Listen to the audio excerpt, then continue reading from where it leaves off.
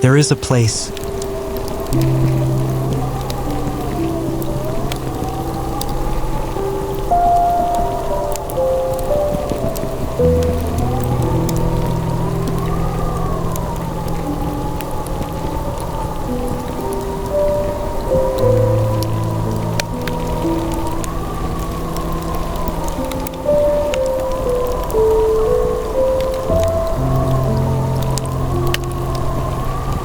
that exists just beyond the edge of the waking world. You do not need to travel far to find it. You only need to close your eyes, draw a slow, unhurried breath, and let the cold world outside begin to fall away.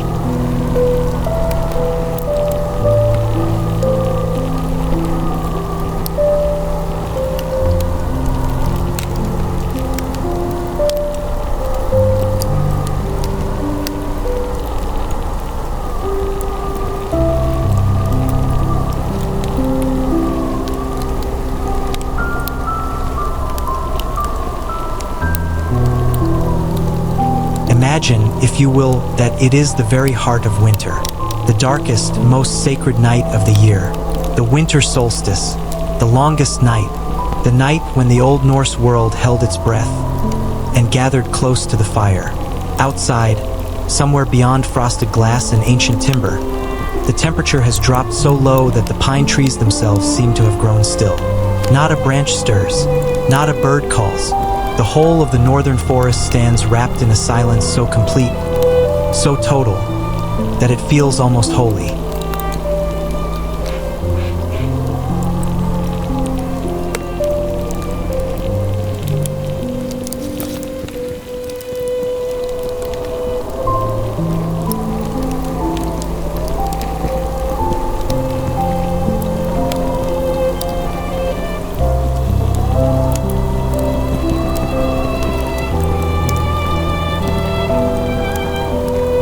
You are not out there. You are in here. You are wrapped in something warm and heavy and soft, and the fire before you burns with a slow, steady amber confidence. The kind of fire that does not hurry. The kind of fire that has been burning in this same stone hearth for longer than anyone can quite remember.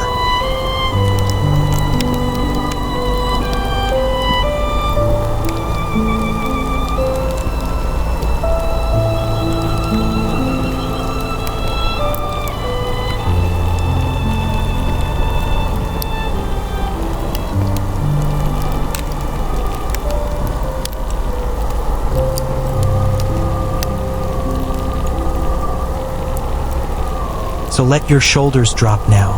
Let your hands uncurl. Let the warmth find the spaces between your fingers, the space behind your eyes, the quiet places behind your breathing. You are safe from the cold tonight. You are perfectly warm inside. And as the snow continues to fall beyond the window, as the great Nordic forest settles deeper into its winter sleep, I invite you to remain here, in this cabin, in this amber glow, and rest.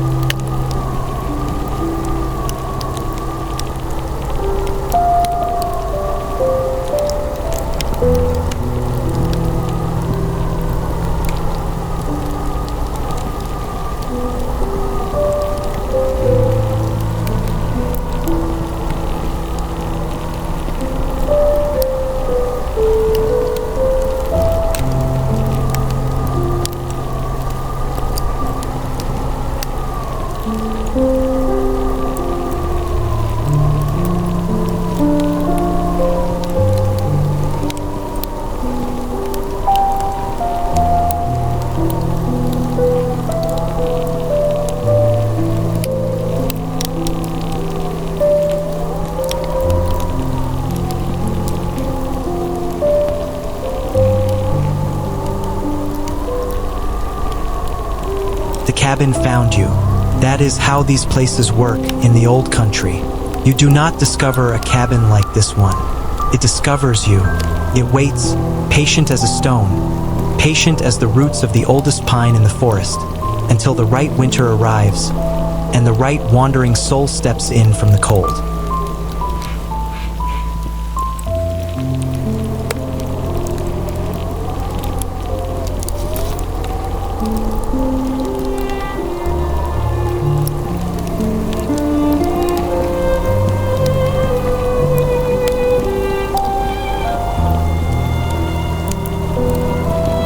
And so here you are, settled into a wide, low chair that sits perhaps 3 feet from the great hearth.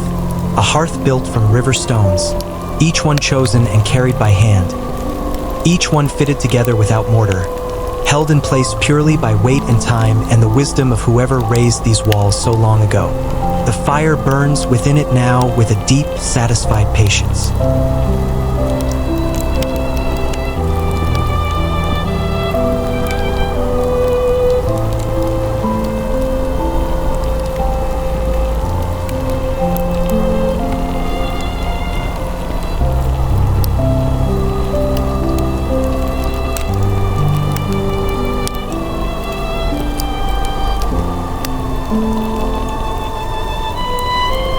You can hear it, can you not? The way a birch log speaks differently from any other wood. It does not roar. It does not demand attention.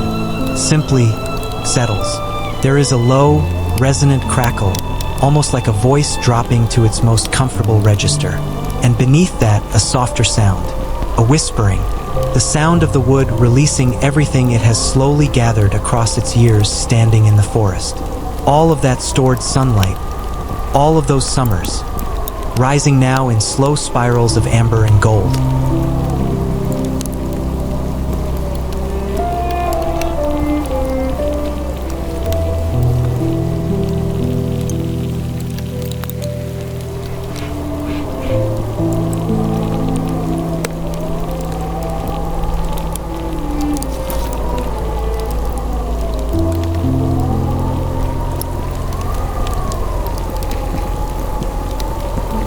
The chair beneath you holds you completely. It is the kind of furniture that was built for exactly this purpose, for this hour, for this season, for a body that has finally decided to stop carrying itself and simply be carried.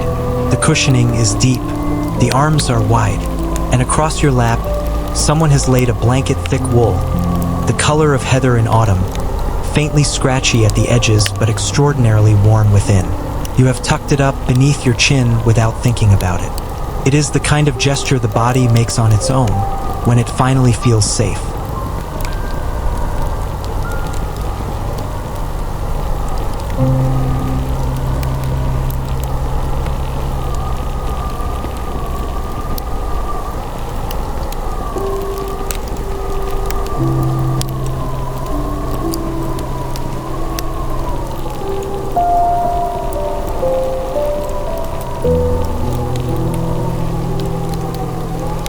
To your right, on a low wooden side table worn smooth by generations of hands, there sits a heavy ceramic mug.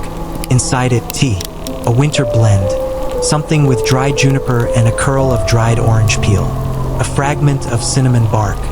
The steam rises from it in a slow, leisurely spiral, threading upward and dispersing into the warm air of the cabin.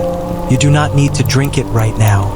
It is simply there, simply warm, simply present. The knowledge of it, that small, quiet comfort, is enough.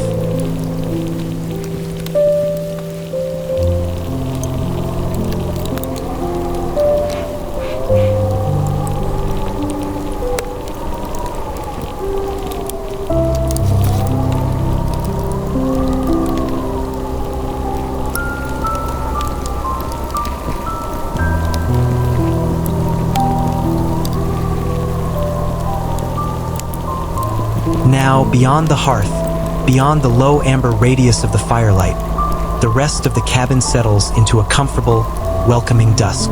The walls are built from great horizontal logs, pale birch and darker pine alternating in slow rhythm.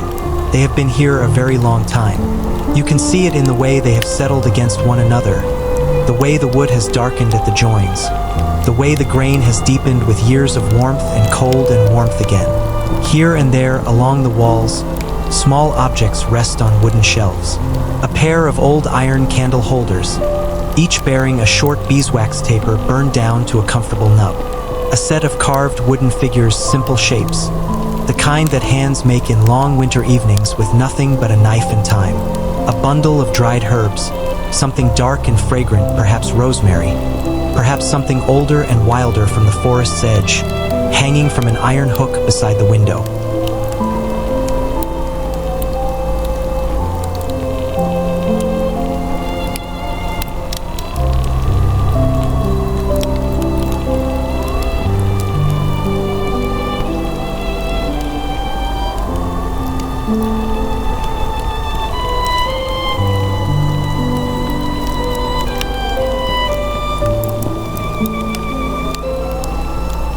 And the window itself.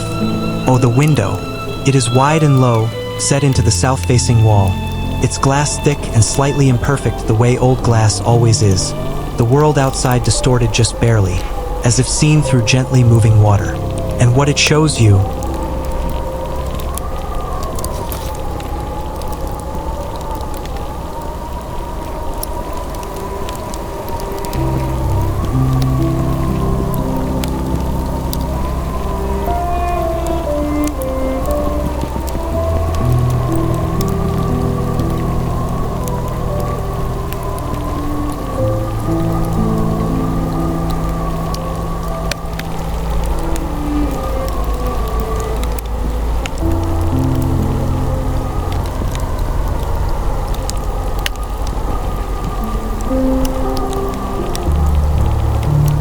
what it shows you is the forest, the pine forest of the deep Swedish winter. The trees stand enormously still and enormously close. Their branches have been receiving snow for hours now, perhaps for days, and they have accepted it with the quiet dignity of things that have done this many thousands of times before. Each branch bends in its own specific way, shaped by its own particular burden of white. No two are identical. The whole forest is a kind of slow, intricate writing, a language you almost feel you could read, if only you were still enough to try.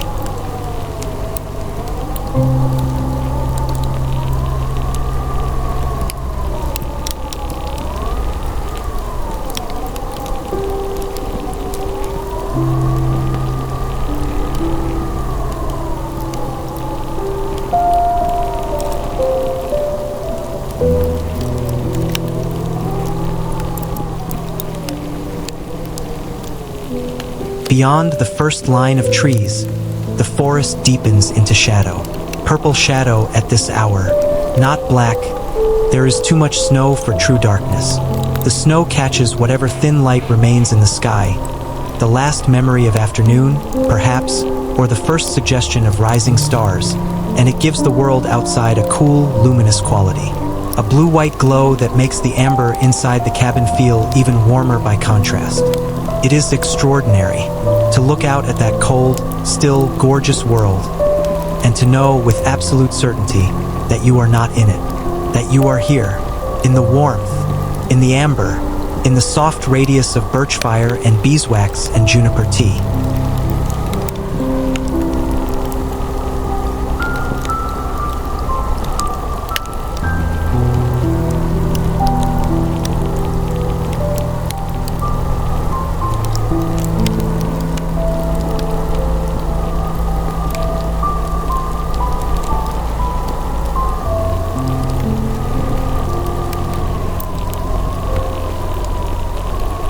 At your feet, barely visible in the lower shadows beyond the hearth rug, something stirs.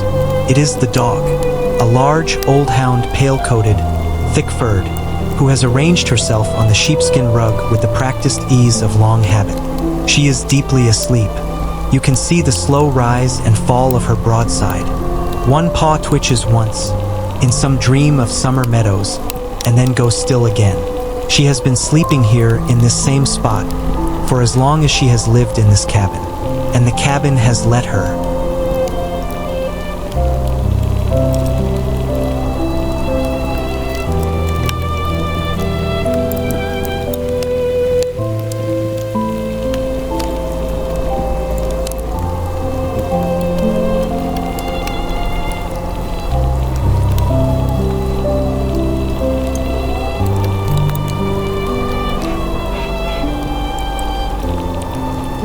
There is something immeasurably comforting about a sleeping animal. Something that reaches past language and argument and the constant busy machinery of thought, and speaks directly to the oldest, quietest part of you. The part that understands, without being told, that if this creature, this ancient, instinct-sharpened creature, has chosen to let down all her guard and slip into the softest depths of sleep, then it is truly safe here. Then nothing is coming. Then the night is only the night.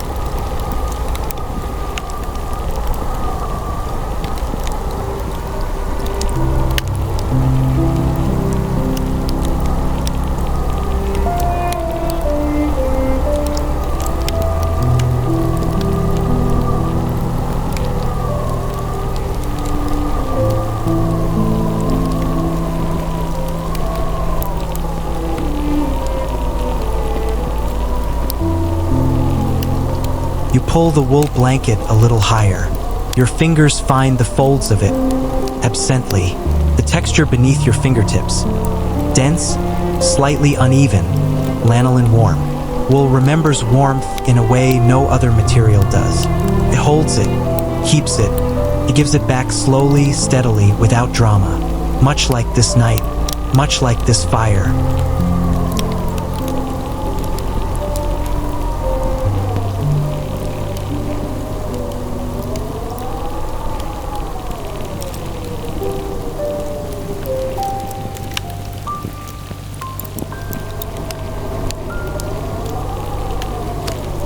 A log shifts in the hearth, just slightly, a small adjustment, the wood settling deeper into its own burning.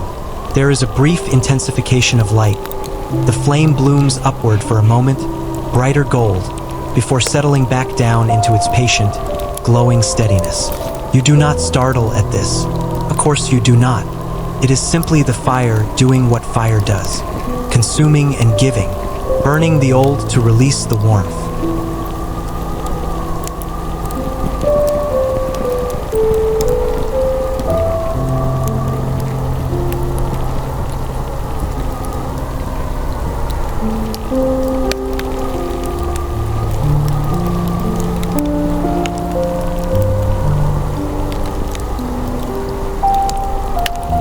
Outside, you become aware without quite focusing on it, in the way you become aware of things when your mind is growing soft and open at the edges, that the wind has shifted.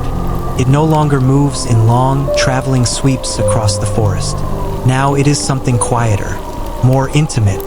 It finds the eaves of the cabin and threads through them in a low, almost musical note, not alarming, not cold, but simply present. A reminder that the world beyond the walls is large and dark and alive in its own winter way. But the walls are thick, the logs are old and fitted and settled, and the wind has found no way in.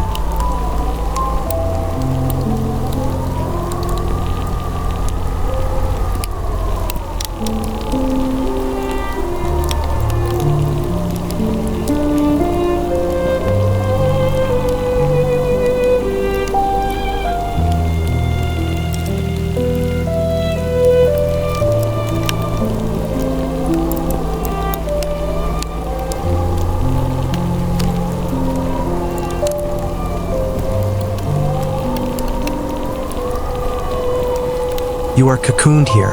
That is the word that comes drifting upward from somewhere below conscious thought. Cocooned, enclosed, held, suspended in warmth the way a seed is suspended in the dark earth of winter. Simply existing, simply persisting, waiting for nothing in particular, perfectly content to simply be present.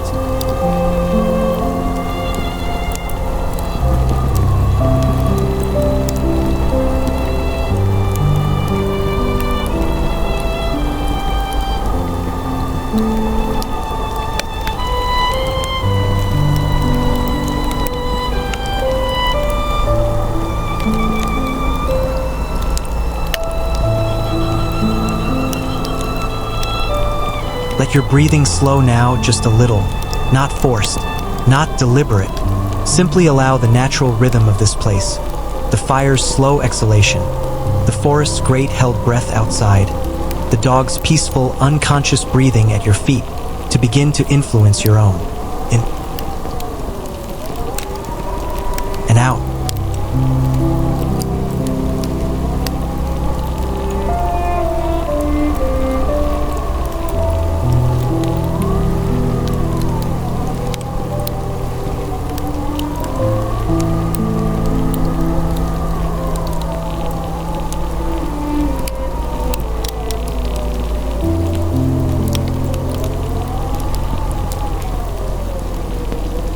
The amber light moves across the ceiling of the cabin in long, lazy waves. There is nothing quite like firelight on old timber. It is never static.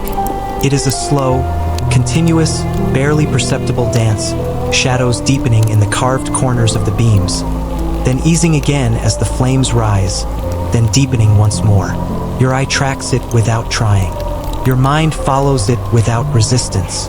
This is what firelight has always been for. Long before screens, long before books, long before anything that required the busy, effortful part of your attention. There was this, the fire, the watching, the mind gently loosened by moving light.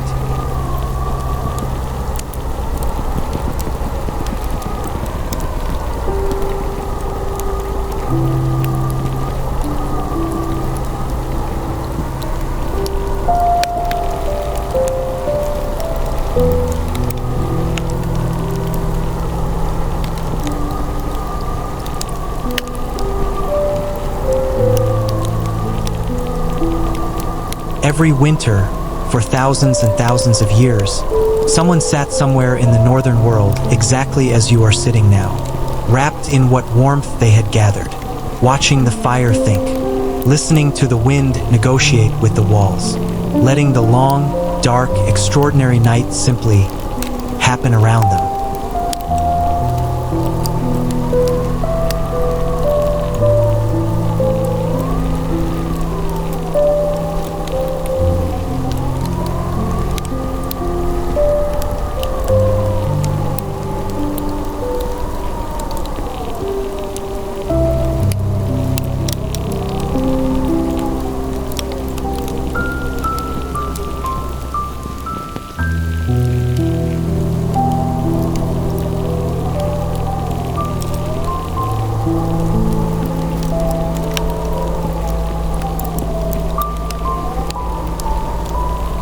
You are not alone in this. You are, in fact, in extraordinarily ancient company. Every hearth-sitter, every winter watcher, every soul who has ever pulled a blanket close and listened to the snow and thought nothing in particular as the longest night drew on. They are all here with you, somehow, in this amber room, in this glow.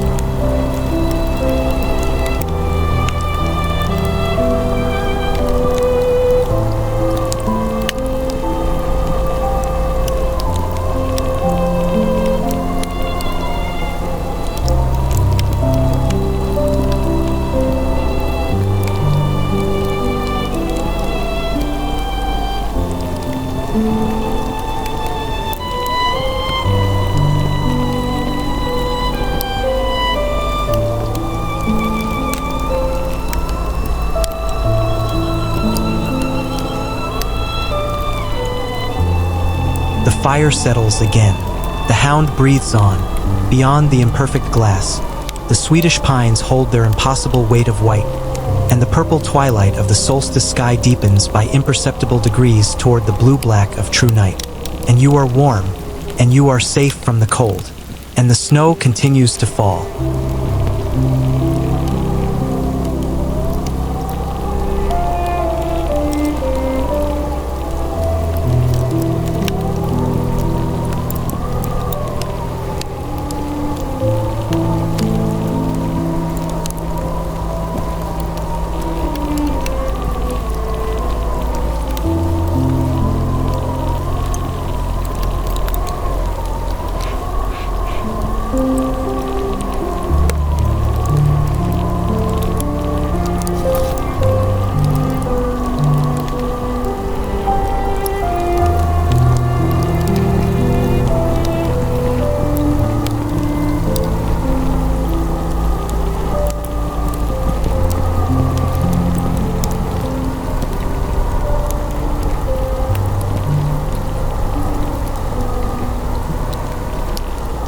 There is something the winter does, the deep winter, the true winter, the kind of winter that descends on these northern forests and does not leave for months, that is almost impossible to explain to someone who has never experienced it.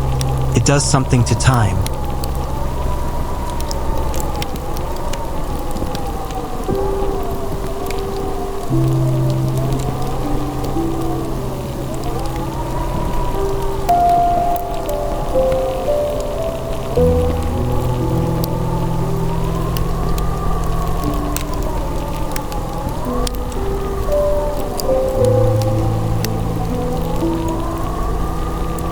In the summer, time moves with urgency. The long, pale evenings, the midnight sun, the constant green insistence of growing things. Everything presses forward, forward, forward. There is always something happening, always something that demands your presence, your action, your attention. But in winter, in the deep Scandinavian winter, when the sun barely clears the horizon at noon and the darkness comes back early and total and permanent, time does something different. It expands.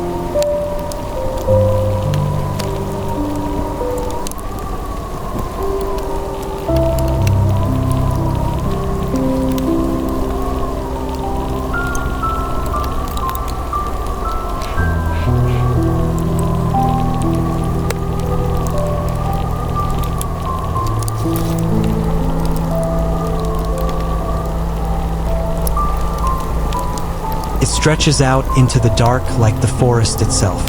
It becomes large and unhurried and somehow generous, as if the night, being so much longer than the day, has room in it for things that the bright hours cannot hold. Room for memory, room for stillness, room for the kind of thought that is not really thought at all, but more like dreaming with your eyes half open, watching the fire and feeling the warmth and letting the hours move through you like water through river stones.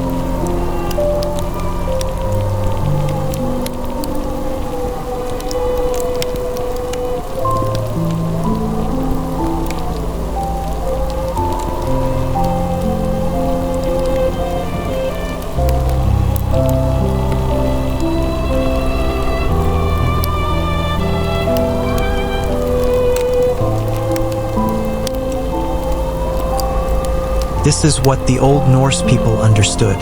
This is why the deep winter was not feared in the oldest traditions of the North. It was not a season to be endured. It was a season to be entered. Entered as you enter a warm room after a long cold journey. Entered as you sink into deep water that is, against all expectation, perfectly warm.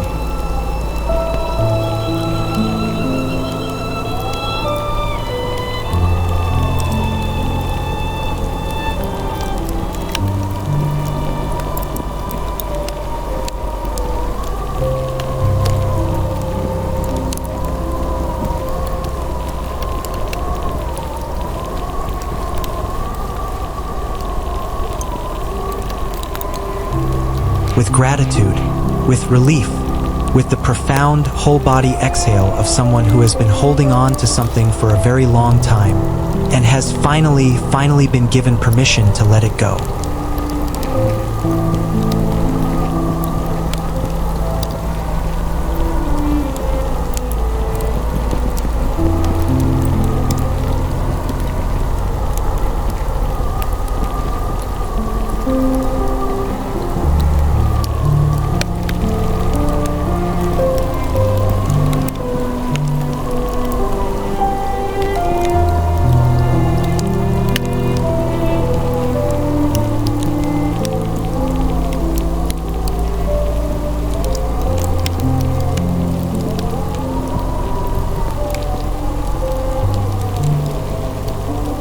So let it go now. Whatever you carried in with you tonight from the day, from the week, from whatever cold and complicated world waits outside these walls. You do not need it here. The cabin does not require it of you. The fire has no interest in it. The old hound at your feet does not stir for it.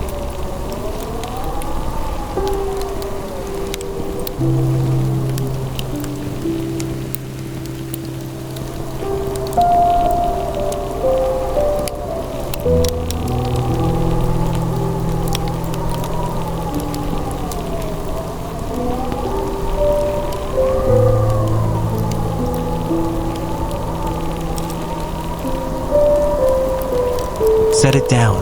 The way you might set down a heavy coat just inside the door. The way you peel off cold boots and stand for a moment in the threshold between outside and in. The way the warmth of a room meets the cold still clinging to your skin and wins. Slowly, gently, without a fight.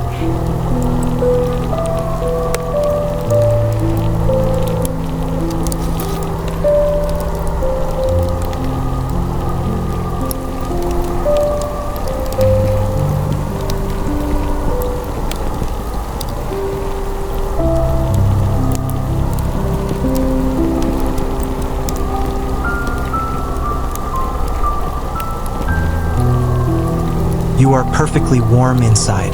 You are safe from the cold. And the snow continues to fall, and fall, and fall.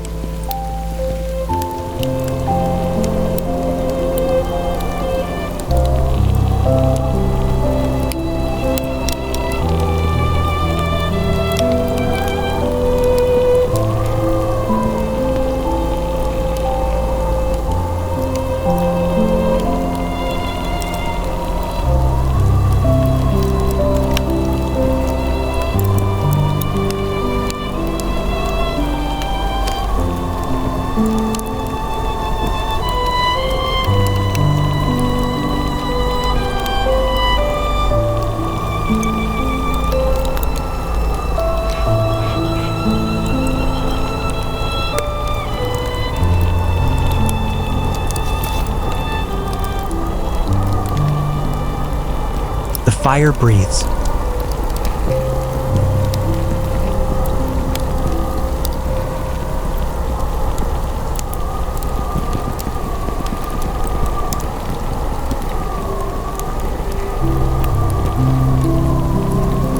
And somewhere in that breathing, in that slow, amber rhythm of flame and shadow and the quiet voice of burning wood, there is a story.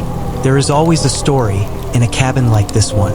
In a night like this one, the walls hold it, the timber holds it, the great gray river stones of the hearth hold it, heated through and through, radiating it back into the room the way they radiate their warmth, slowly, steadily, without announcement.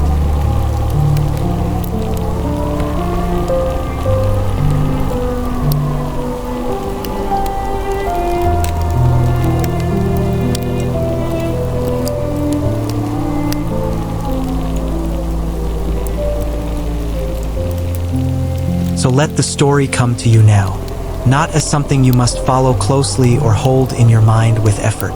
Let it come the way the firelight comes, moving, wavering, entirely comfortable to look at without focusing, without gripping. Simply, let it arrive.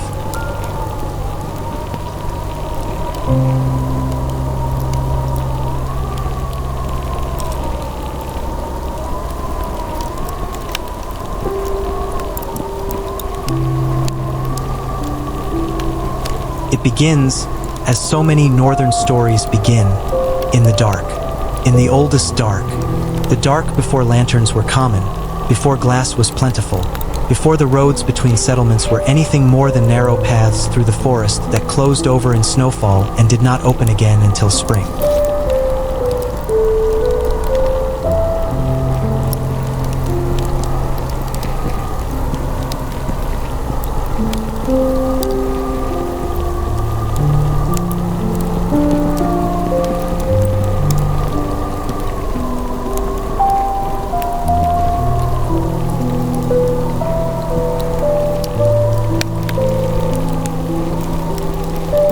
It begins in a village, not this one perhaps, but one very much like it, in the way that all villages in the deep Swedish forest are like one another in winter, gathered close to themselves, smoke rising from low rooftops, the smell of birch fire drifting between the houses like a common language that everyone understands without needing to be taught.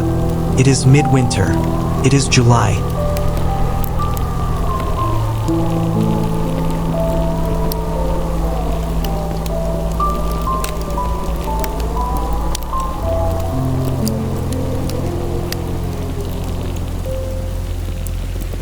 That word, July, is older than almost any word you might say aloud today.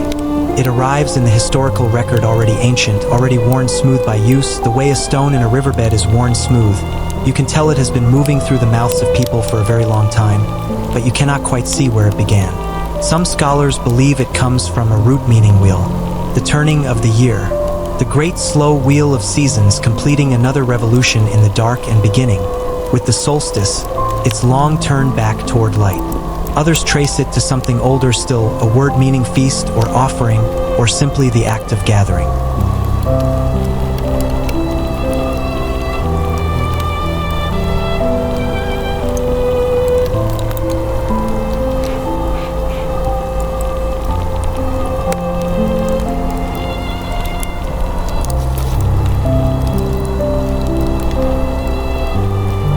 What is certain is this: long before any calendars were written, long before the church brought its own midwinter celebrations to the northern lands, the people of Scandinavia already knew that this night, this longest, darkest, coldest night, was sacred.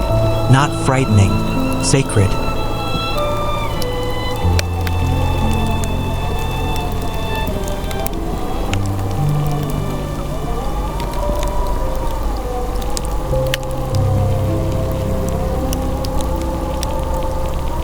There is a difference, you see, between darkness that threatens and darkness that holds.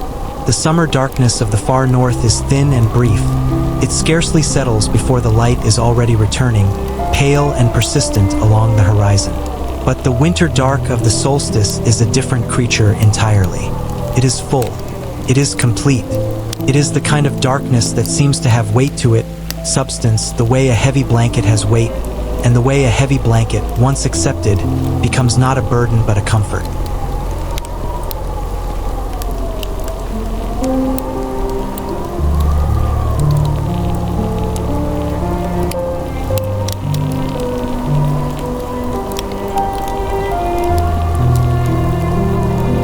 The old Norse people understood this weight. They did not try to fight it. Instead, they lit fires. Not because the fires would shorten the night, of course they knew better than that, but because the fire was a declaration, a quiet, steady, human declaration made to the dark. We are here, we are warm, we are together, and we have enough.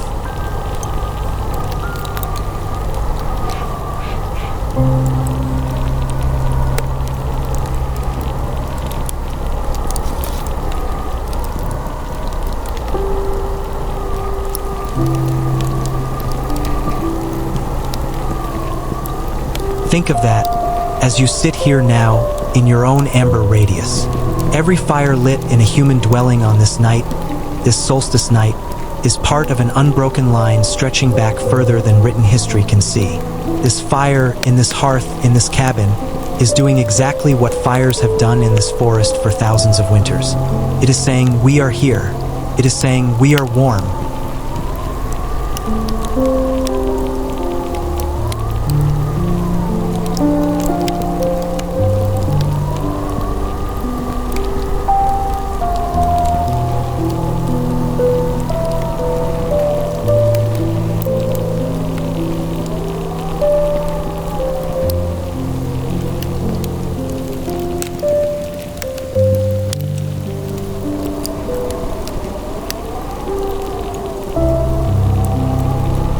The July celebrations of the Old Norse world lasted 12 days.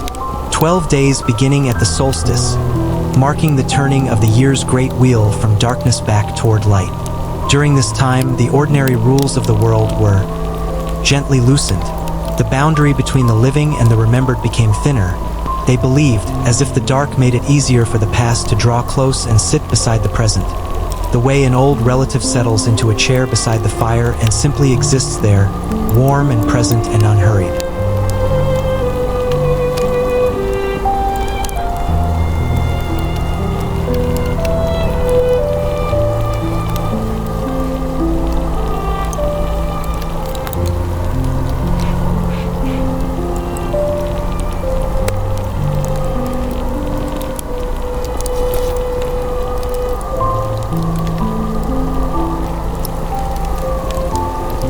Feasts were prepared.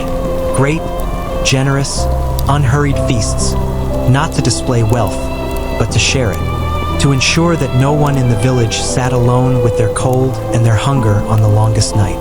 The meal itself was a kind of warmth, a kind of fire.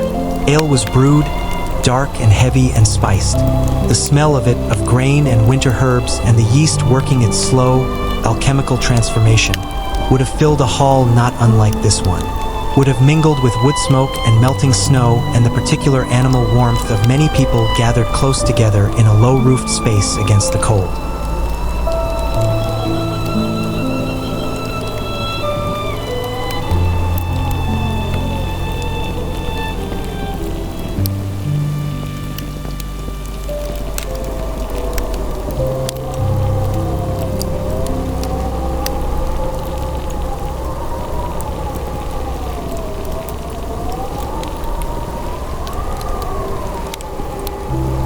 And the evergreens.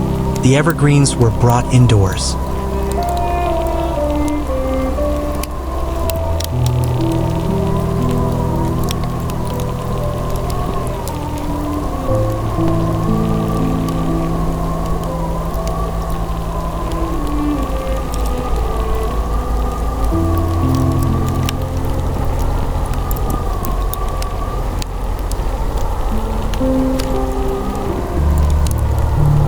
This is perhaps the oldest gesture of all, older than the feasts, older than the specific traditions attached to any particular culture or celebration.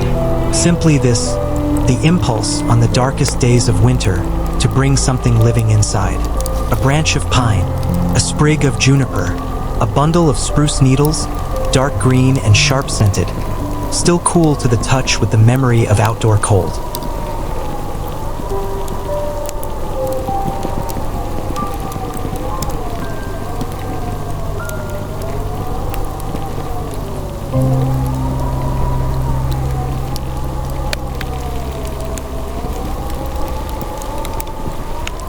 Why?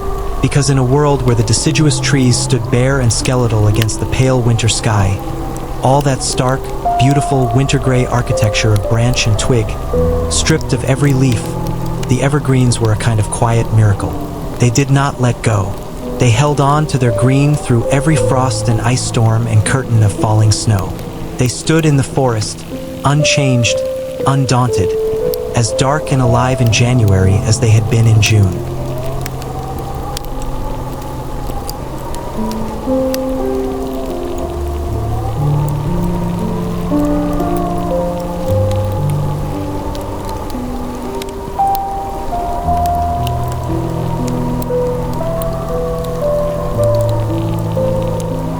And so bringing a branch of pine indoors was not merely decorative. It was a conversation between the people inside huddled in their warmth, burning their carefully stored wood, eating the food they had preserved through the autumn against exactly this season, and the forest outside. A conversation that said, "We see you.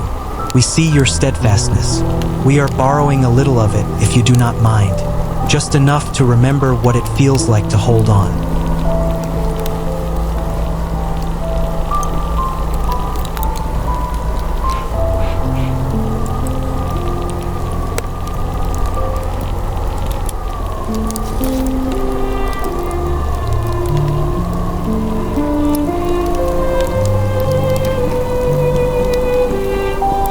You can smell it, perhaps even now, the ghost of it at least, the pine resin that has worked its way into the very grain of these cabin walls over decades of heating and cooling and heating again. That clean, sharp, green beneath the amber smell.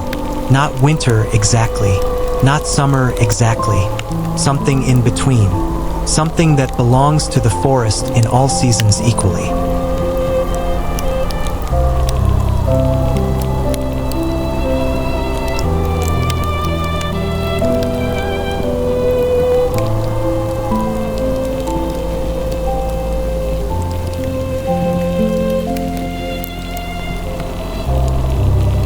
Look, if you will, at the window once more.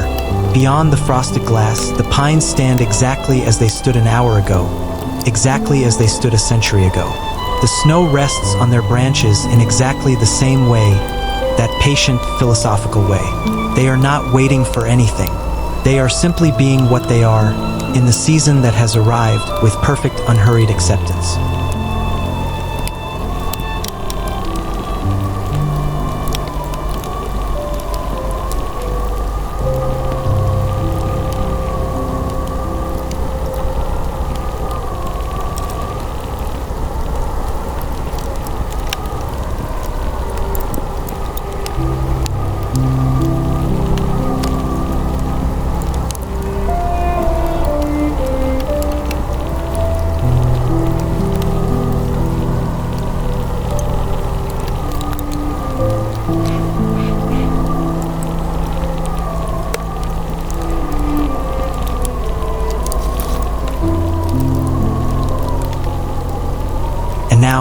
Now the story deepens a little, grows smaller, and in growing smaller, grows warmer. Because July was not only a celebration of feasts and fires and the great turning of the cosmic wheel. It was also, in the old traditions, a time of the Tomte.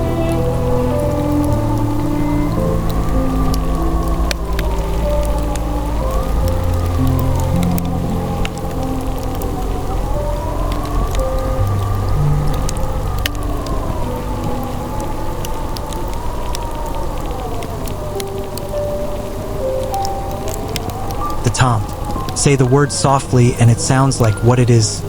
Something small and ancient and slightly beyond explaining. Presence. A guardianship.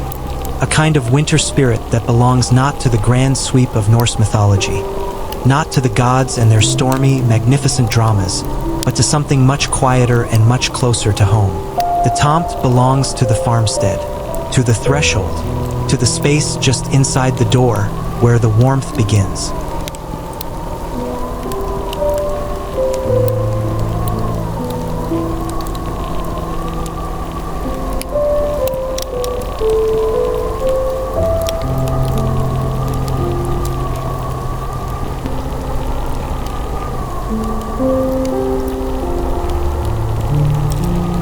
In the oldest traditions of Sweden and Norway and Denmark, every farm had its Tomte. Every home, every barn, every place where people and their animals sheltered together against the winter was watched over by this small, solitary, enormously powerful spirit. He was described, in the tales that grandmothers told by exactly these kinds of fires, as very small in stature, no taller than a young child, and very old in aspect. Ancient eyes in a weathered face, a long beard, white as new snow, clothes in simple, homespun gray and red, a pointed cap pulled low over those ancient, watchful eyes.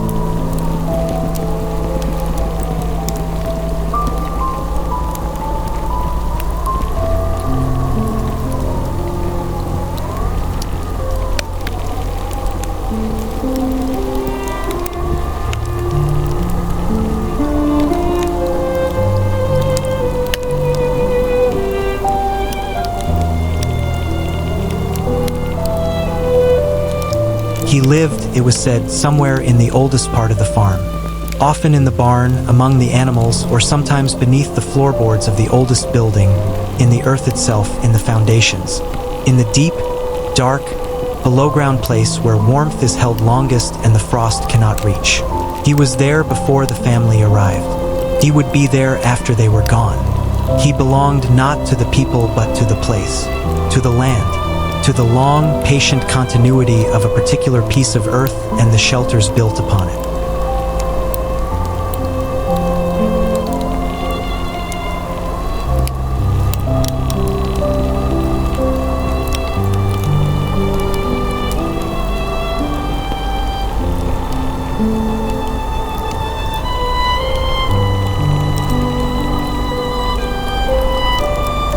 And what did he do, this small, ancient guardian?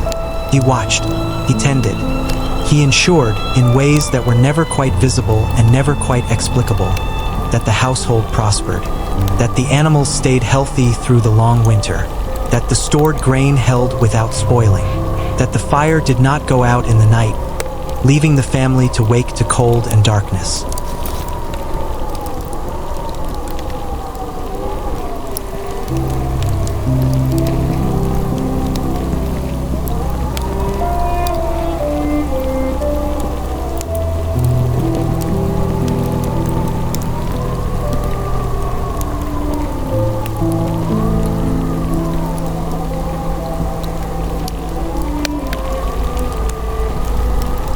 He was not a dramatic spirit.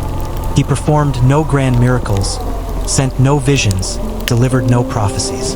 He simply maintained things with enormous, tireless, patient care, the way the best kind of guardian always does, not by imposing themselves, but by being quietly, constantly, invisibly present.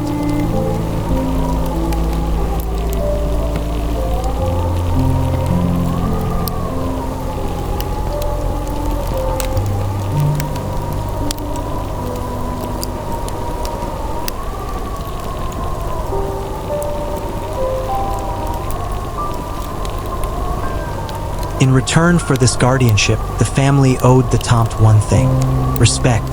And once a year, on July Eve, the longest night, a small bowl of porridge.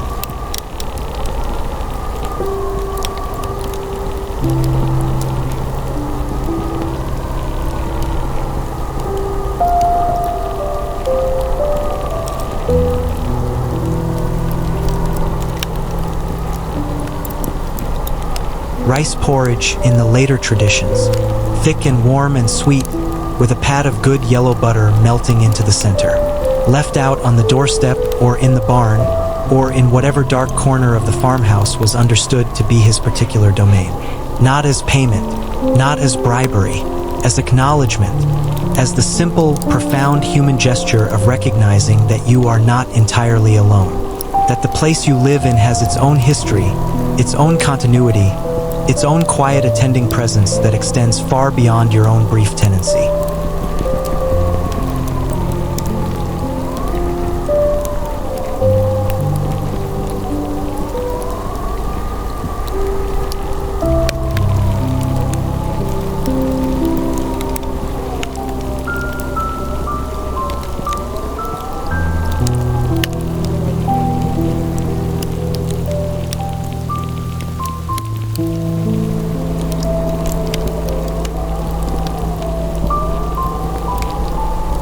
And the Tomte, it was said, would come for the porridge in the darkest hour of the night, the hour when all the family was deep asleep, when the fire had burned down to its deep, red, breathing embers, and he would eat it in perfect silence.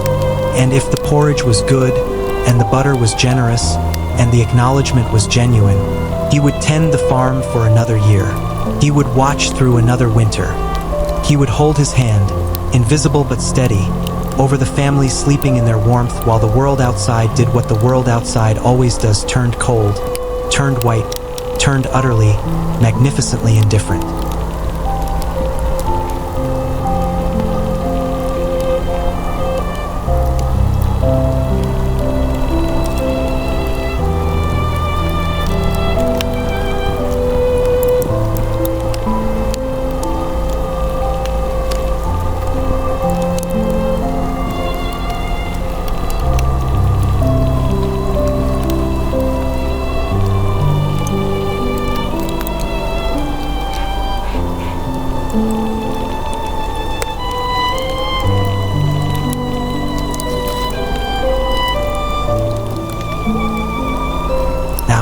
Whether you believe in the Tomte or you do not, whether he belongs for you in the comfortable category of folklore and fairy tale, or whether he belongs in something older and less easily categorized, there is something in the tradition that is simply undeniably true.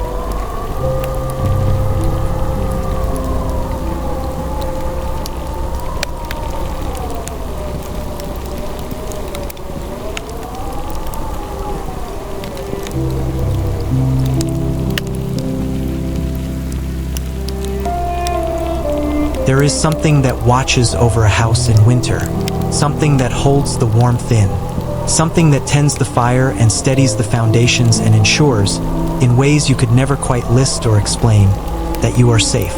Call it what you like: the structure of the walls, the depth of the insulation, the memory stored in these old stones of 10,000 previous fires. The simple, accumulated care of everyone who has ever lived in a place and tended it well. It watches, tends.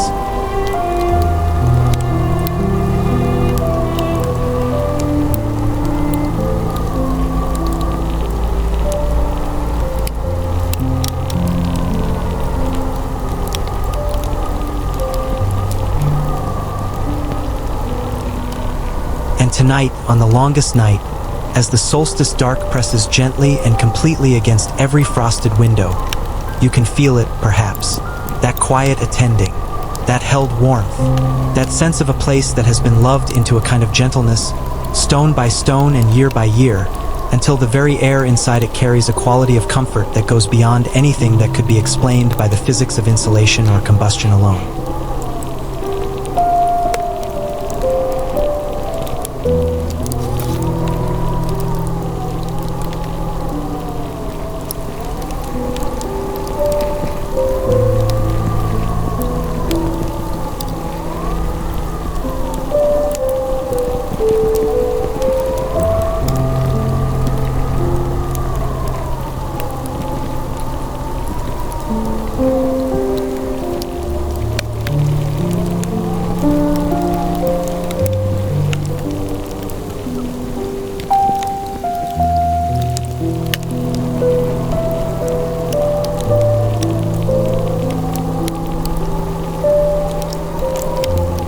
The old July feast would be winding down now, in that village I described. The ale nearly finished, the food reduced to a pleasant, sleepy aftermath of crumbs and empty bowls. The children already asleep in their beds, tucked in by the warmth that rises in low-ceilinged rooms like this one warmth that finds the highest point first and stays there, gathering, so that by the time you lay your head down at night, the air just at face level is the warmest of all.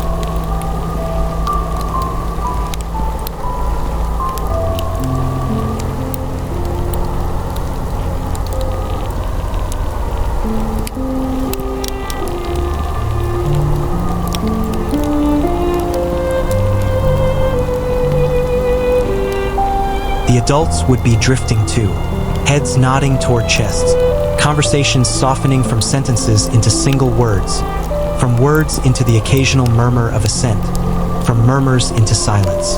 The fire doing its slow work, the night doing its slow work, the long, extraordinary solstice darkness pressing so gently, so completely, so warmly against the walls that to resist it would simply be beside the point.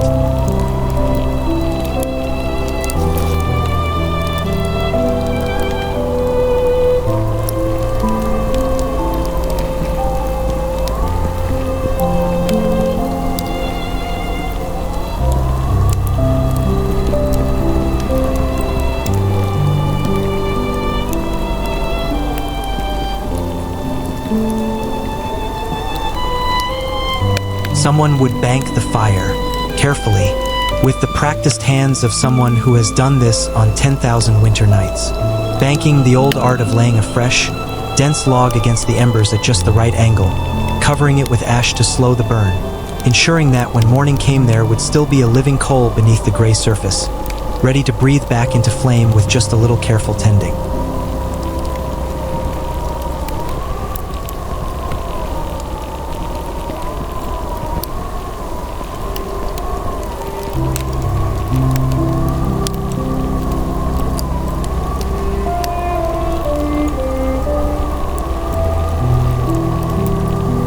And then, in the deepest quiet of the July night, when all the household slept, from some dark corner of the barn, or from beneath the cold-hardened earth beneath the oldest threshold stone, the small, ancient, gray and red figure would emerge, moving without sound, carrying something of the cold with him, not as something threatening, simply as what he was, a creature of threshold, of between, of the space where outside and inside meet and negotiate. He would check the animals. He would touch the stored grain. He would pause at the door and look, for a long moment, at the banked fire.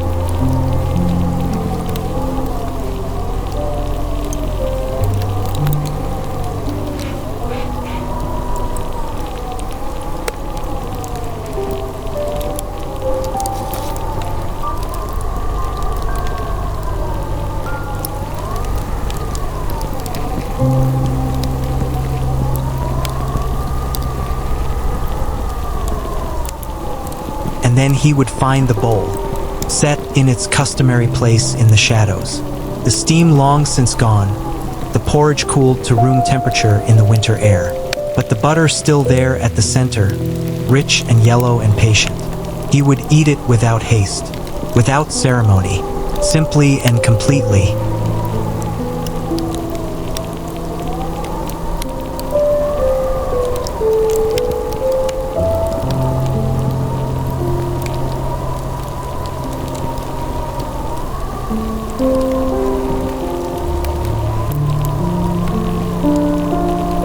And when the bowl was empty, he would set it down exactly where he had found it, exactly as he had found it, save for the absence of what it had contained, and he would return to his place in the dark and the deep and the below, and the family would wake to morning, and the farm would be tended, and the long, slow, imperceptible turn towards spring would have begun.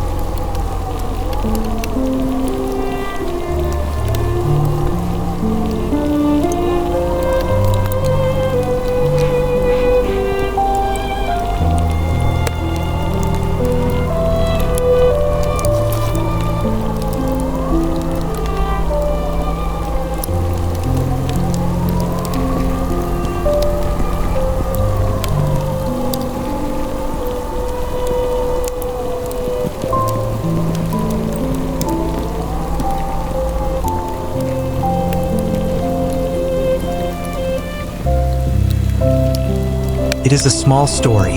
It does not contain heroes or great journeys or any of the bright, clamorous drama that most stories feel they must include to be worth the telling. Contains only this: a dark night, a warm house, a family sleeping, a small, ancient, patient guardian doing the invisible, essential, tireless work of care, and a bowl of porridge, left in the shadows, in acknowledgement, in gratitude.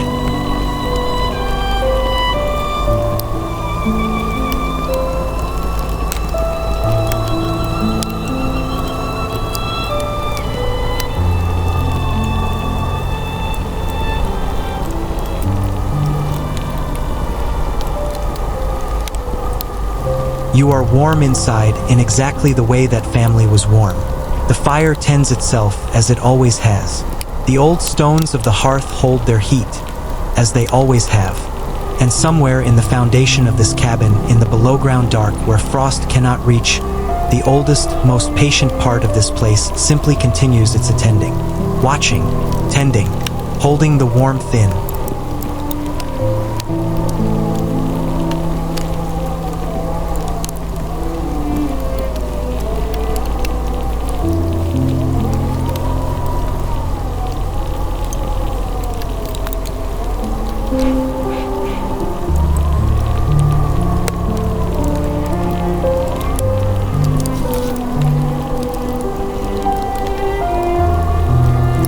You are safe from the cold tonight. You are perfectly warm inside. And the snow continues to fall across the forest, across the 1,000 years of July nights that have come before this one, and across the 1,000 that will come after.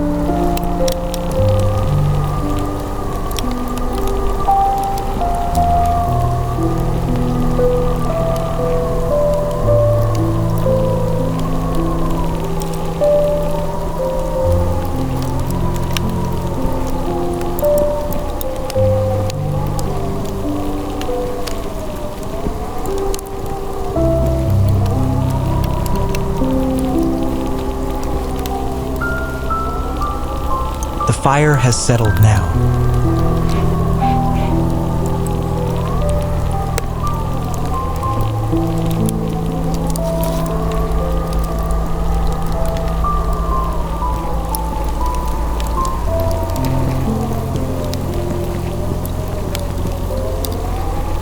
Not diminished, not by any means. It is simply quieter, deeper. The flames that burned so bright and conversational an hour ago have drawn themselves down into something more contemplative, more interior. The birch logs have given up the last of their easy fuel and are burning now from within that slow, internal, almost meditative combustion that produces more heat than light, more warmth than spectacle. The amber in the room has deepened, grown more golden, more ancient feeling somehow, as if the quality of the light itself has aged an hour in the last hour, become more like candlelight than firelight.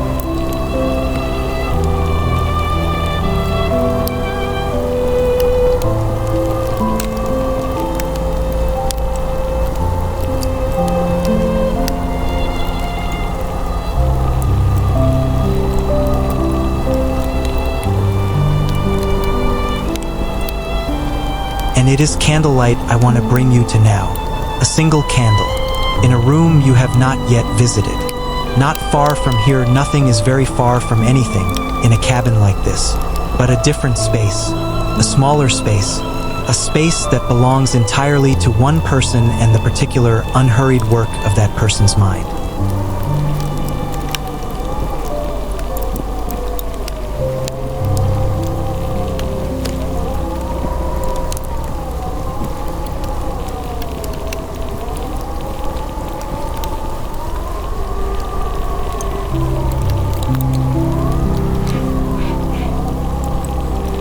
Come with me then, not far, just a little further into the amber, just a little deeper into the winter night.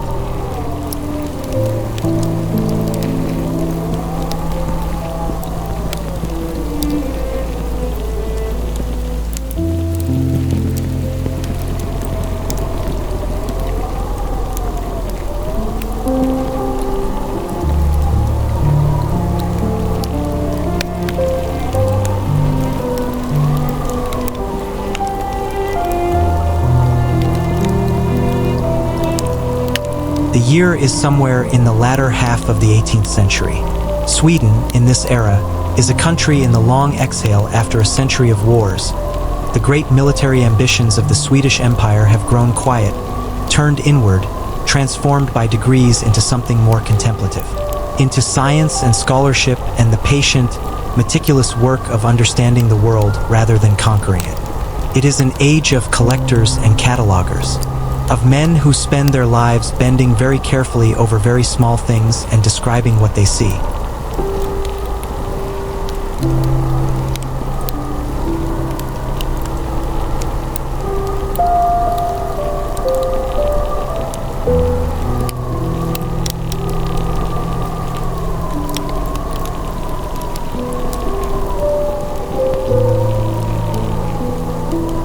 Our scholar is one of these. His name is not important for our purposes, or rather, the name he might have had matters far less than the quality of his evenings, which is what we are here to inhabit. He is perhaps 50 years of age, or perhaps 60. It is genuinely difficult to tell with men who have lived quietly and read extensively and spent their days largely indoors with good light and interesting questions for company. He is neither tall nor short. He has the slightly stooped quality of someone who has spent decades leaning over things, manuscripts, stone surfaces, the fine-grained pages of books so old that to turn them requires a particular combination of care and courage. His hair is gray and somewhat disordered, in the comfortable way of a man who rarely thinks about his hair. His hands are remarkable, careful and precise, and permanently ink-stained at the joints of the right-hand fingers, the way a scholar's hands always are when the scholar is also, at heart, a copyist. Someone who must write down what he sees in order to fully believe that he has seen it.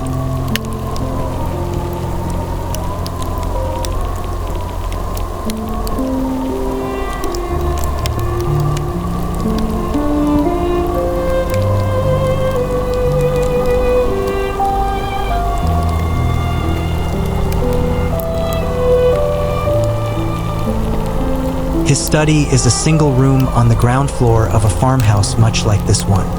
One window, north-facing, that admits in daylight a good clean indirect light well-suited to the examination of fine detail. Now, in the deep of night, the window shows nothing but blackness, and reflected in that blackness, the ghost image of the room itself, the candle, the scholar, the great, dark surface of the work table.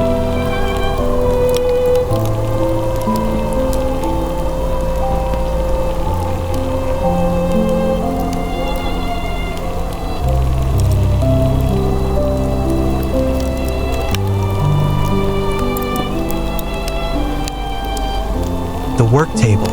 Let us look at the work table. It is large, far too large for the room. Really, the way scholars' work tables always seem to expand to fill whatever space is available and then push just slightly past its edges. It is covered in the organized chaos of serious research.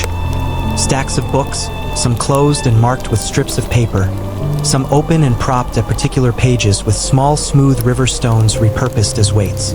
Sheets of paper covered in his handwriting. A small, careful, slightly backward slanting script that he developed in his 20s and has never changed. Notes and observations and the beginnings of analyses that stretch sometimes across 3 or 4 sheets of paper before arriving at a conclusion, and sometimes trail off entirely mid-sentence when something more interesting presented itself. Inkpots, a sharpened quill resting in a ceramic holder shaped like a sleeping cat. A gift, perhaps, from someone who knew him well enough to know he would find this amusing. And at the center of all of this organized accumulation of scholarly life,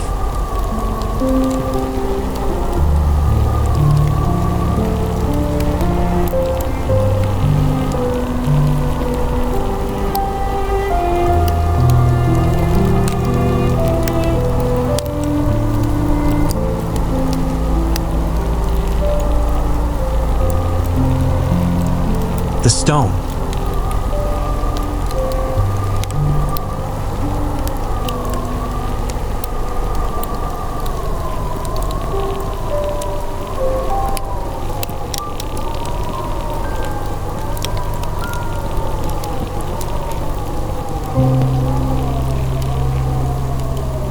It arrived 3 weeks ago, brought in from the forest on a sledge, by 2 of the farm hands who had found it half buried in the roots of a fallen pine, a full day's walk from the nearest village. It had been there a very long time. That much was immediately apparent. The granite surface was dark with lichen, worn smooth by decades of frost and thaw, and the carvings upon it had filled with dirt and the compressed debris of many, many forest floors. But the carvings were there, unmistakably, undeniably, gloriously there.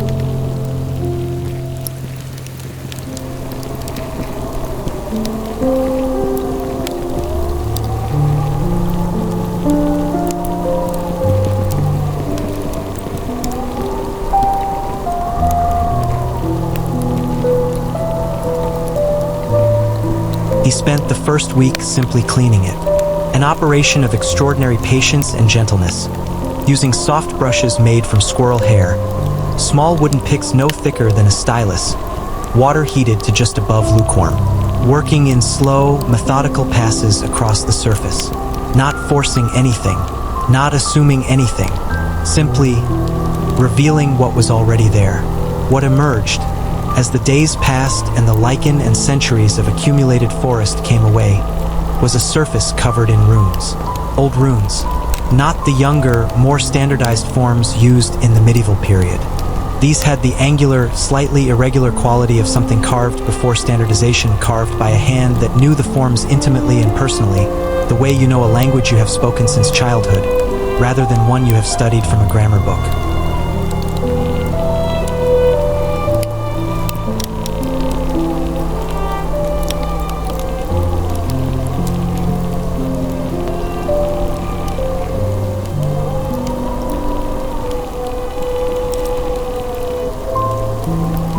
The runes were arranged in a pattern he did not immediately recognize.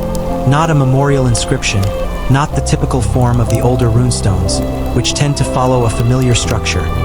This stone was raised by so-and-so in memory of so-and-so who traveled somewhere and did not return.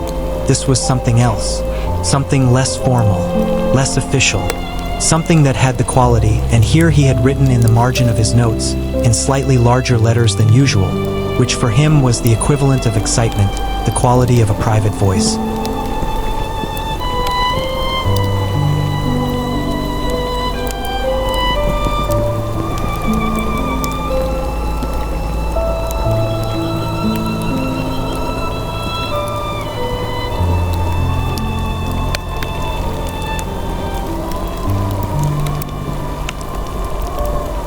He pulls his candle closer now. It is late. The household has been asleep for hours. He is aware of this in the way one is aware, in deep night, of the particular quality of surrounding silence.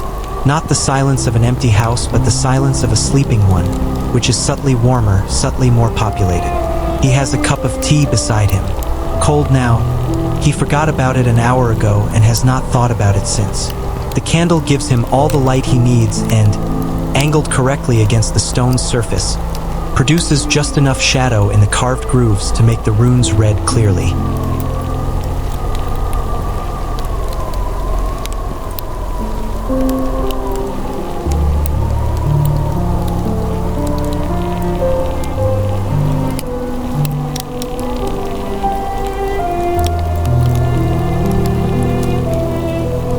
He picks up his quill, sets it down again, picks it up.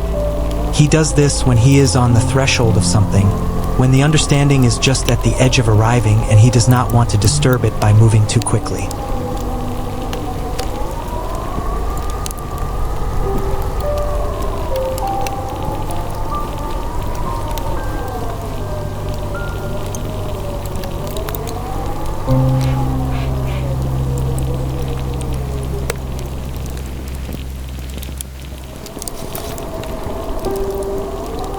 He has been working on the translation for 10 days now.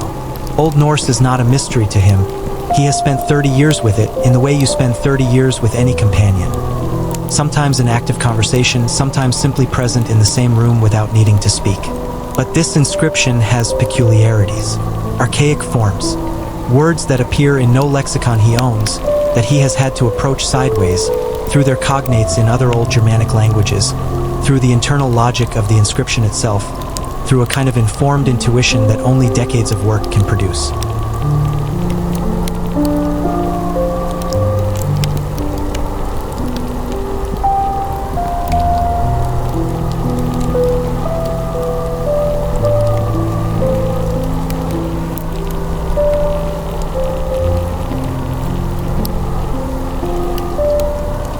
But tonight he thinks he has it.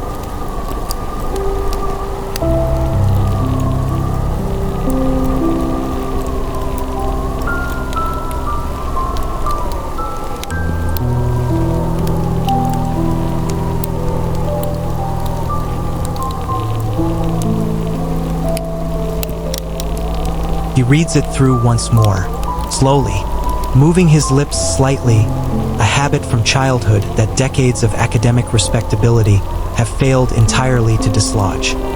His finger traces the lines of runes without quite touching the stone surface, hovering just a centimeter above it. And then he reaches for a fresh sheet of paper, and he begins to write.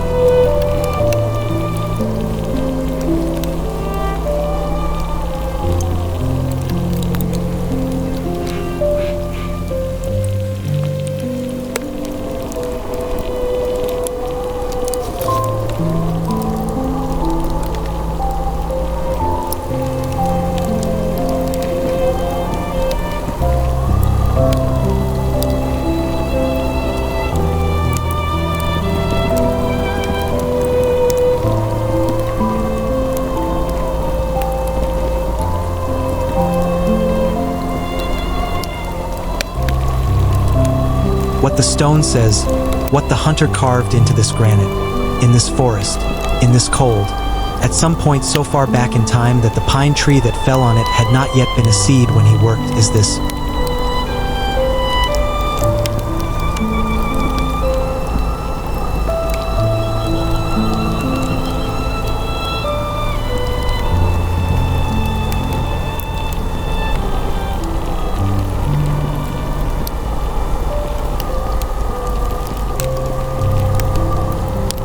I have walked far today. The snow is past my knee in the low places. I did not find what I was looking for, but I found this stone and it was flat and I had my tool and so I am writing.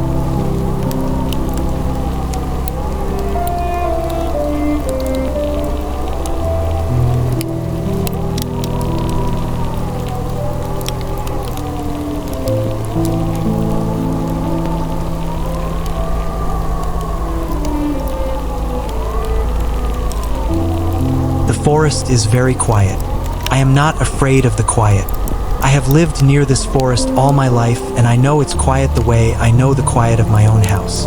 They are the same quiet, the quiet of a place that is simply being what it is.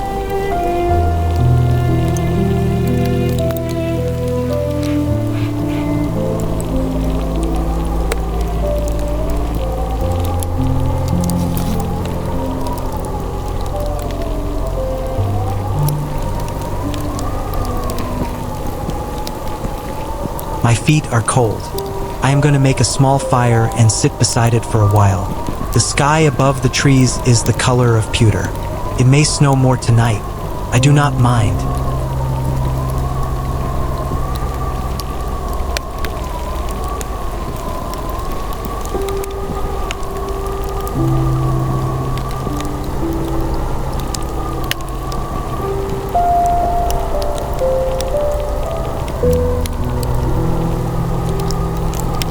I am thinking of home, of the light in the window, of the smell of the house when you come in from the cold, of the way the warmth meets you at the door like something that has been waiting.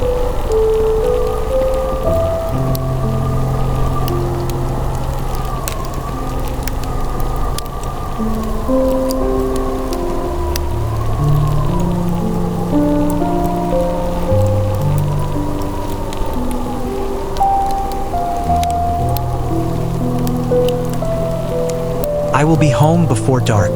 This stone will be here after I am not. I leave it something, then, these words, which are the only thing I have with me that I can leave without missing.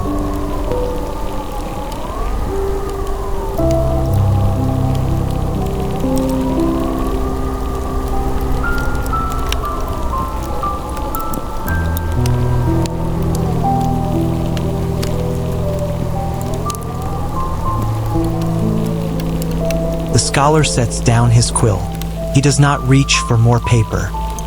He does not begin the analytical notes that will, eventually, form the formal scholarly article he will write about this inscription and submit, in careful copy, to the Royal Academy in Stockholm. He simply sits.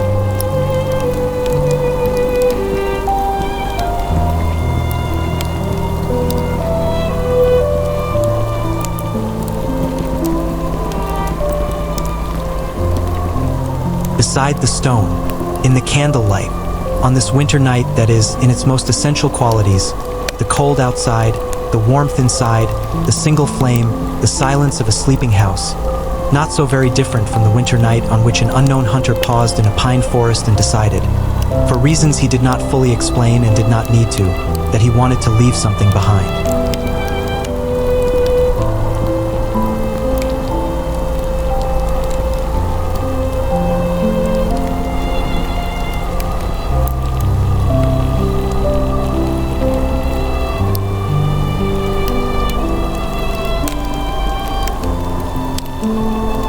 The scholar is, he realizes, slowly, deeply moved, not in any dramatic way, not in the way of tears or a clutching of the heart or any of the responses that moving things are supposed to produce in men of feeling, in a quieter way, in the way that the very old and very simple things move you when you encounter them in the right state of mind, when you are still enough and the room is dark enough and the candle is the only warm thing in your field of vision, and the words you have just finished translating are so unadorned, so entirely free of performance, so completely and simply the record of one human being in one moment in one cold forest.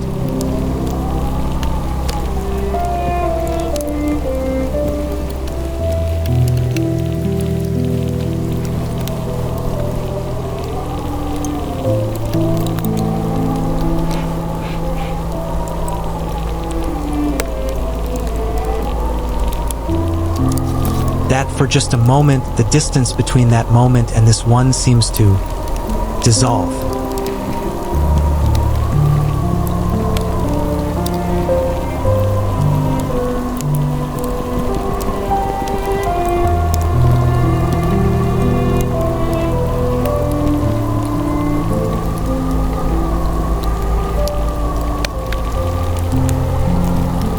Not entirely, not impossibly. He is a scholar. He knows perfectly well that centuries lie between him and the hand that carved these runes. But thinly, the distance lies between them thinly, like a layer of the most delicate ice on a still pond in early winter present, undeniable, and yet so transparent that you can see straight through it to the dark, clear water below.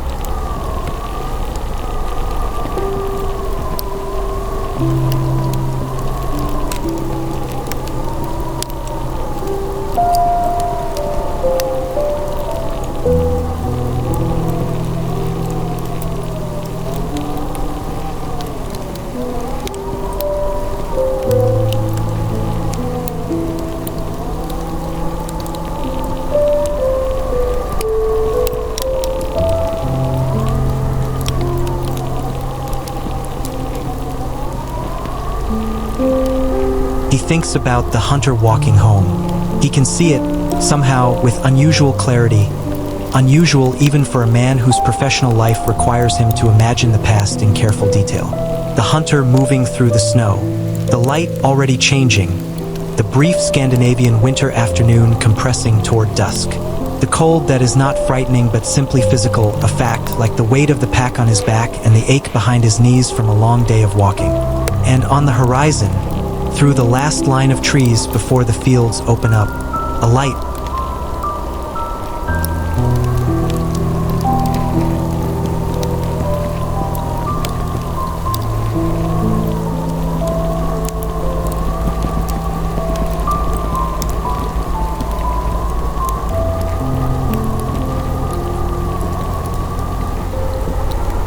The light of a window. The amber rectangle of it in the gray blue of the winter dusk. Not bright, not dramatically, cinematically bright. Just there, present, patient. The light that means, here is the warm place. Here is where you are expected. Here is where the cold ends and the inside begins.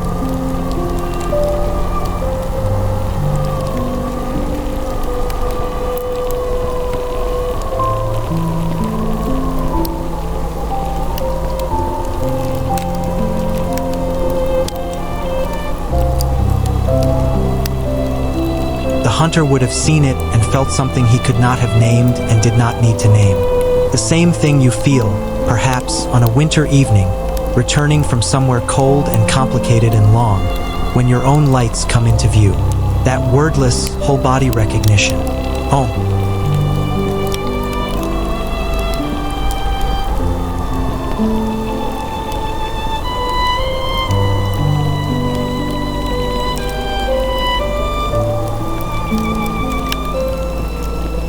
The scholar reaches out and very gently rests his fingertips against the surface of the stone. Not on the runes, he is too careful a man for that. Just on the plain granite beside them. Still faintly cool from its weeks outdoors, even now, even after 3 weeks in this study. As if the cold of the forest has been stored within it, deep in the molecular structure of the rock, and is only now, very gradually, very gently releasing. He holds his hand there for a long moment.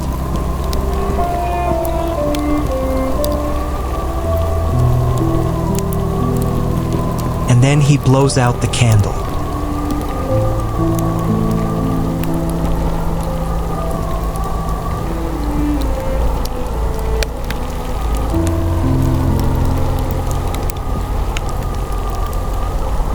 Not because he has finished for the night, though he has, but as a kind of courtesy, a kind of reciprocation. The hunter left his words on the stone. The scholar spent 10 days uncovering them. And now, in the darkness that follows the extinguished flame, in the brief perfect quiet of a winter study in the middle of the night, the debt between them, if there ever was one, feels settled.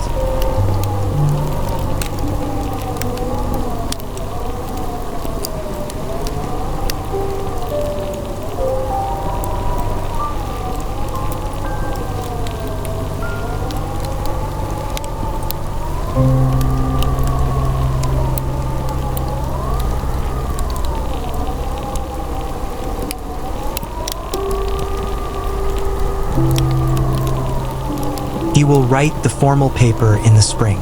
He will document the inscription carefully. He will contextualize it within the broader corpus of Elder Futhark inscriptions.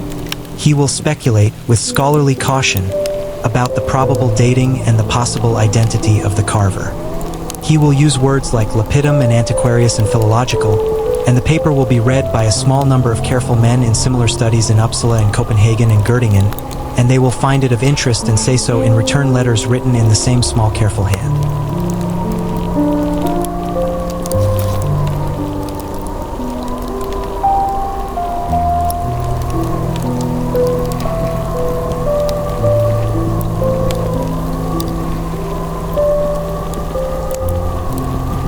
But that is spring. This is winter. And in winter, the scholar allows himself the luxury of simply knowing what he knows, without the apparatus of proof, without the scaffolding of evidence and citation. Simply, there was a hunter. He was cold. He was thinking of home. He left these words in this stone, and they are beautiful in their utter simplicity, and they have survived everything that the world has done to this corner of the forest for more hundreds of years than either of us can comfortably imagine. And tonight, in a warm study, by candlelight, he was found.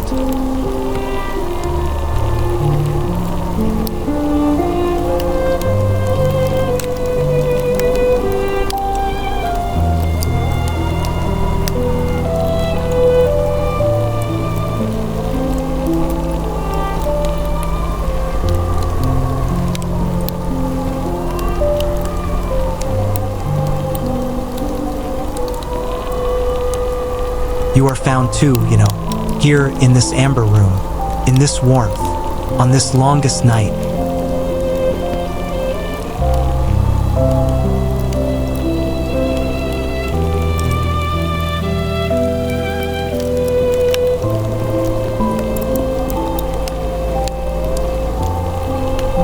All the distances that the waking day constructs between yourself and other people, between yourself and other times, between yourself and the simple, wordless, physical fact of being a warm creature in a cold world, glad of shelter and fire and the known weight of a wool blanket.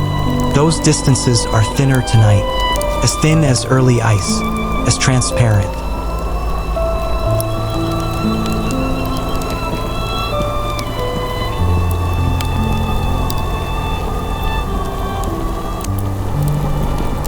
The hunter walked home through the snow and saw his light in the window. The scholar sat with an ancient stone and felt, for one candlelit moment, the centuries grow thin.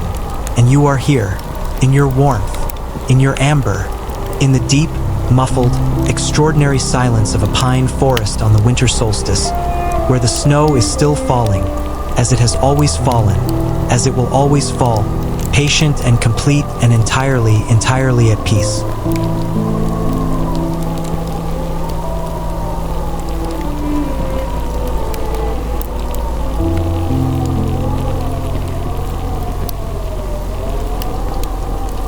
You are perfectly warm inside. You are safe from the cold.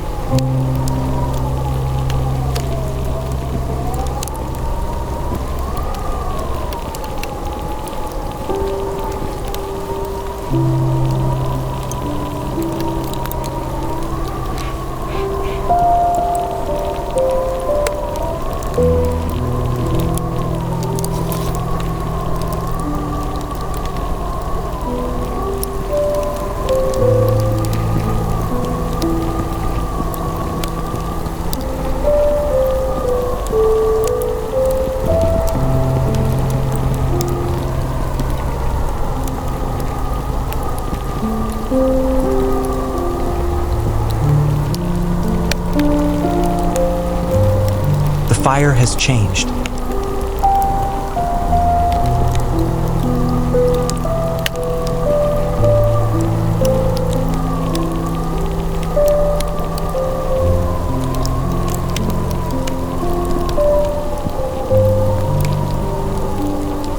At some point, you could not say exactly when it crossed the threshold, from fire into something older, something quieter. The flames are nearly gone now. What remains in the great stone hearth is a landscape of embers, a slow, breathing, crimson and amber landscape that pulses with its own deep interior light. Not the bright, conversational light of an open flame, something more fundamental than that, more patient, the light of heat itself.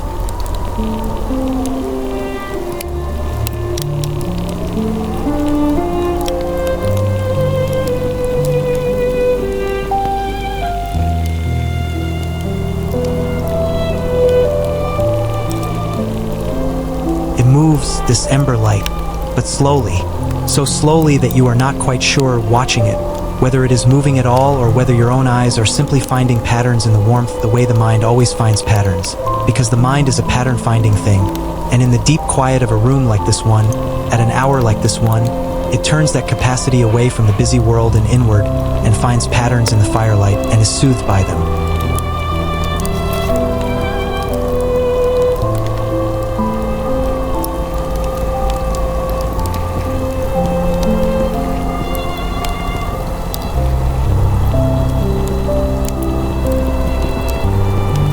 The room is warmer than you might expect, given how the fire has drawn down. This is the gift of stone. The great river stones of the hearth have been absorbing heat for hours.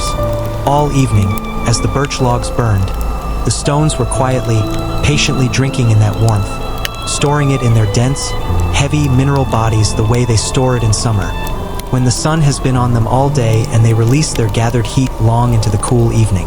Now, with the flames gone, the stones give back what they were given, slowly, steadily, without diminishment.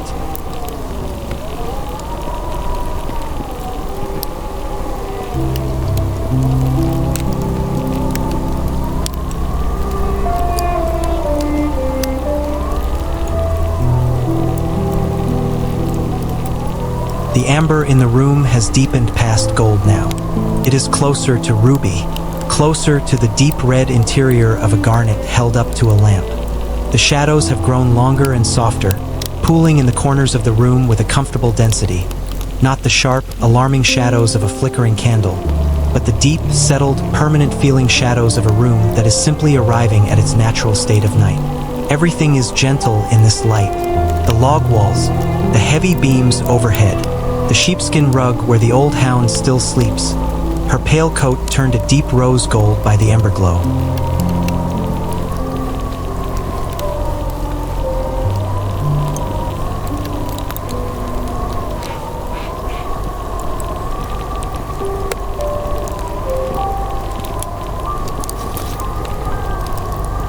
She has not moved.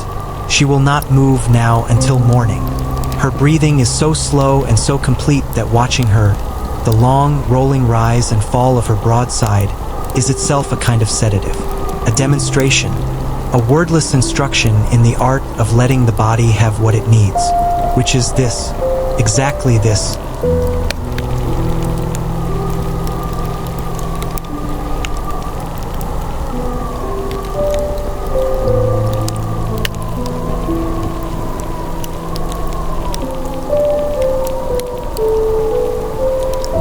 Notice now something about the wind. It has stopped.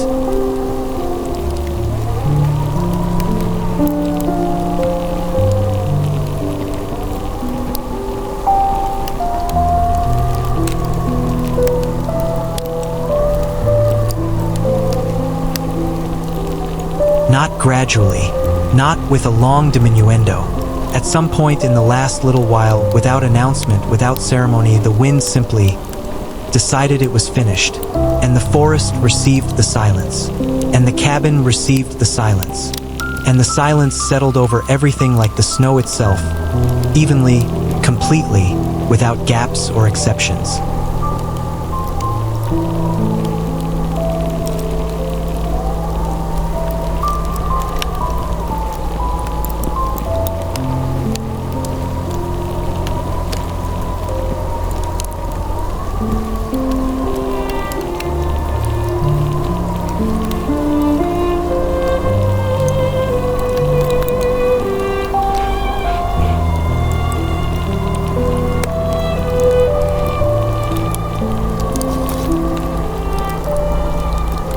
perhaps never heard silence like this. The silence of a pine forest on a windless winter night after heavy snow, when the temperature has dropped past the point where the snow will settle or shift or fall from branches, when every surface in the world is padded and muffled and held.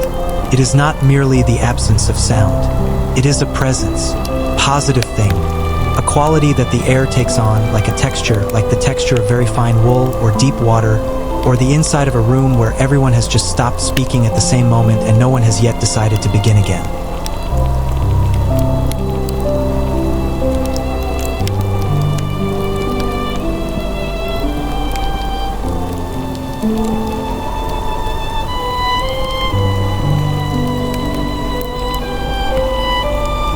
The old Scandinavian languages had words for this. Of course they did. Languages shaped by long winters always develop the vocabulary their speakers need. Precise, careful, compound words for the qualities of snow and darkness and cold and the particular silence of frozen things. But you do not need a word for it tonight. You can simply have it. Simply sit inside it the way you are sitting inside the warmth, receiving it.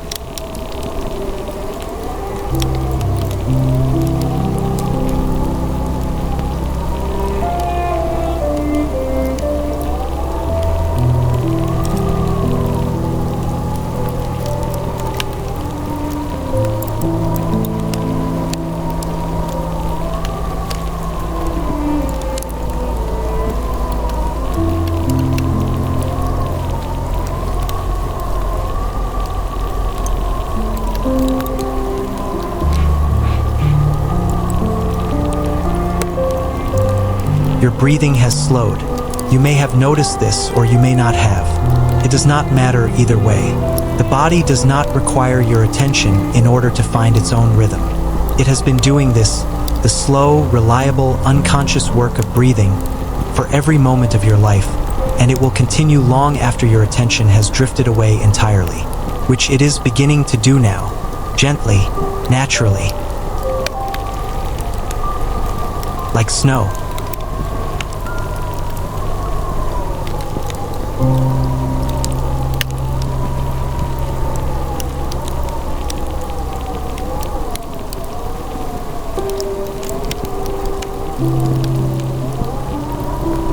Think for a moment, or do not think, simply allow of what lies outside this window.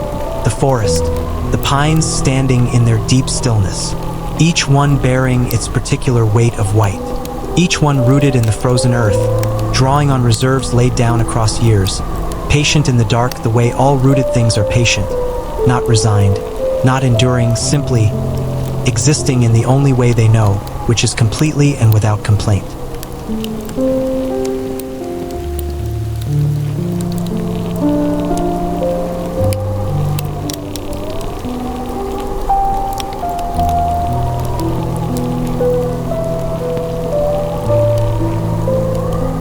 The snow on the ground is very deep tonight. It has filled every depression and hollow in the forest floor. It has rounded every stone and softened every fallen log into a smooth, white, gentle shape. The forest floor, beneath all that white, is not bare and cold, it is insulated. The snow is a blanket in the most literal sense. Beneath it, the small creatures of the forest floor sleep in their burrows. The seeds of next year's flowers sit in the frozen earth, unhurried, perfectly content to wait. Everything below the surface is simply waiting, simply resting, simply held.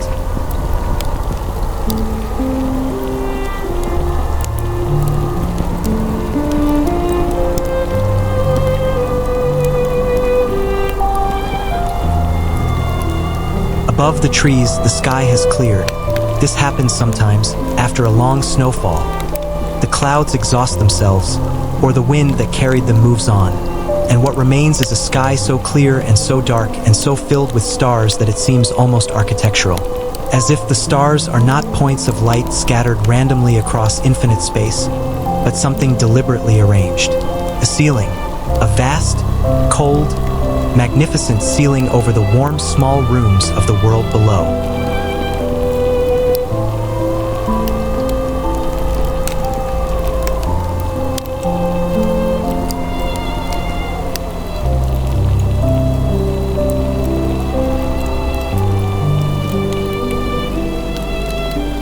stars over the Swedish forest on a clear winter night are extraordinary.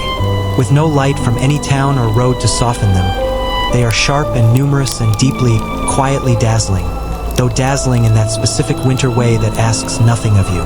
That does not demand you look up or marvel or respond in any particular fashion.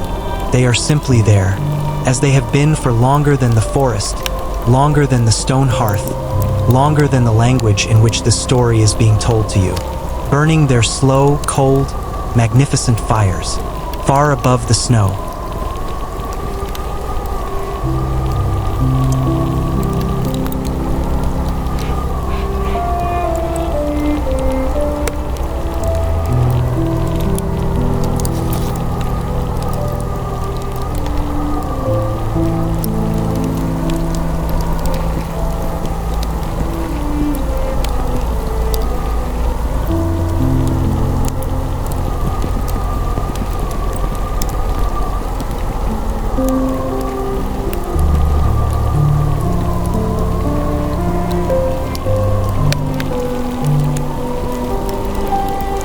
Come back inside now. Come back to the ember light, to the warmth that the stones are still quietly giving back to the room, to the weight of the wool blanket across your lap and shoulders, to the particular quality of air in a cabin at this hour, warm and still and carrying the last ghost traces of the evening's earlier life. The ghost of pine resin, the ghost of beeswax, the ghost of juniper tea.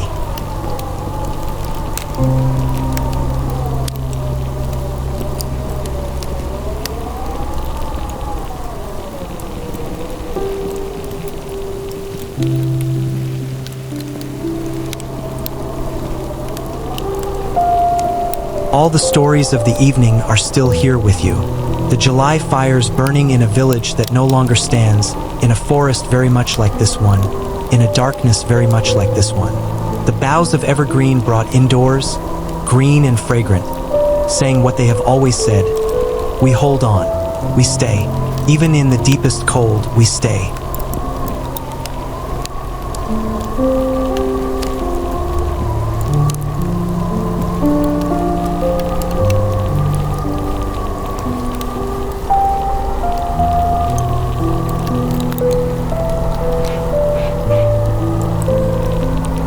The small gray figure, moving without sound through a sleeping farmhouse, setting down an empty bowl, going back to his place in the deep and the dark and the below, watching, tending.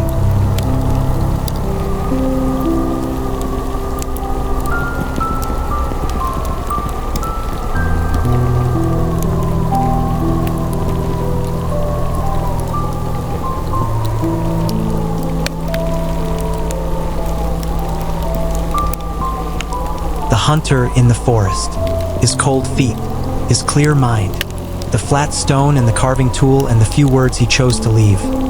Not because anyone would read them, not immediately, not for a very long time, but simply because he was there and it was winter and the silence was very large and the words were the only thing he carried that he could leave without missing. I am thinking of home, of the light in the window, of the way the warmth meets you at the door like something that has been waiting.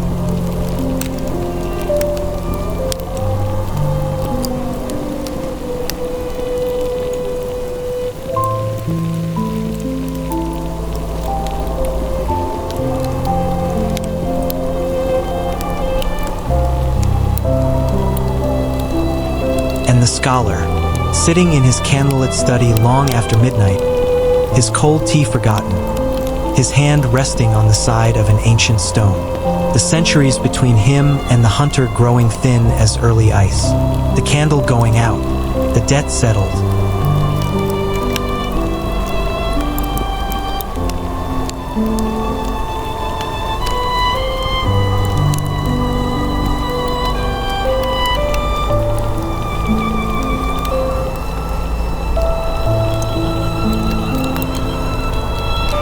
All of them here somehow, in the ember glow, all those winter evenings, all those fires tended and stories told and bowls of porridge left in the shadows and words carved into patient stone. All of it present in this room, the way warmth is present in stone long after the fire has drawn down, stored, held, quietly, steadily given back.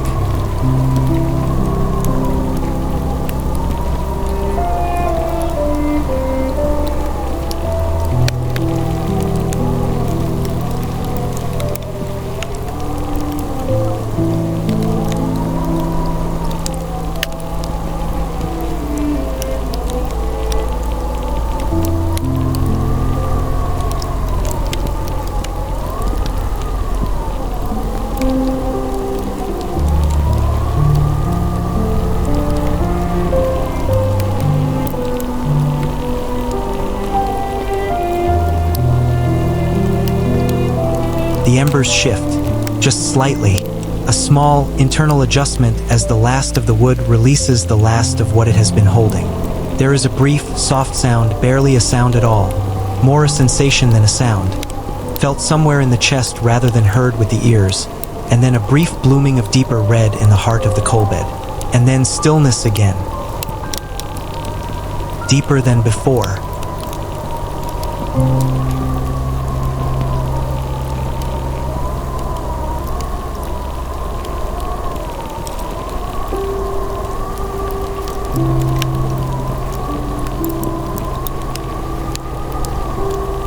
Your eyes, if they are still open, are heavy, not unpleasantly, not in the way of tiredness that resists sleep, the kind that keeps you awake, restless, turning.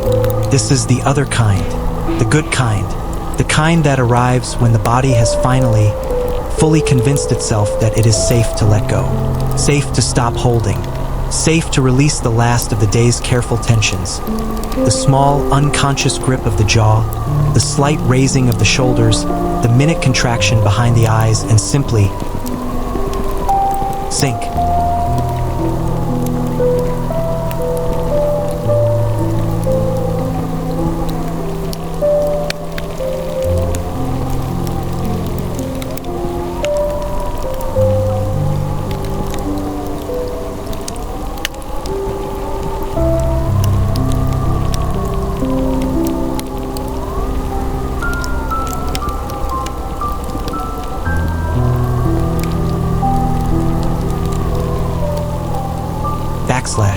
The wool blanket is very warm. You have perhaps pulled it higher without noticing. Perhaps it has reached your chin now. Perhaps your hands have disappeared beneath it, curled loosely, fingers slack, palms turned softly upward in the unconscious gesture of a body that has decided to receive rather than hold.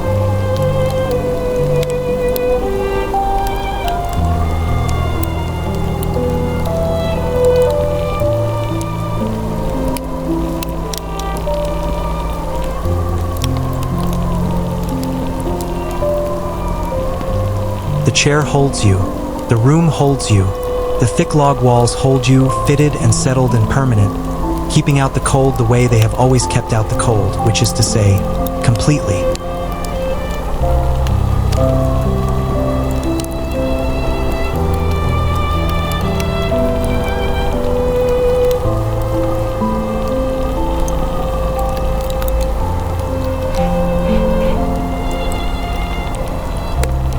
Beyond the window, the forest is perfectly still.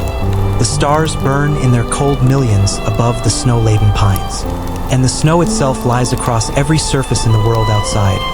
Across the boughs and the frozen ground and the distant hills that rise, barely visible in the starlight. Above the tree-line to the north, lies across all of it with a completeness, a totality, a deep and gentle and permanent feeling peace. That is the closest thing the waking world has to what sleep feels like from the inside.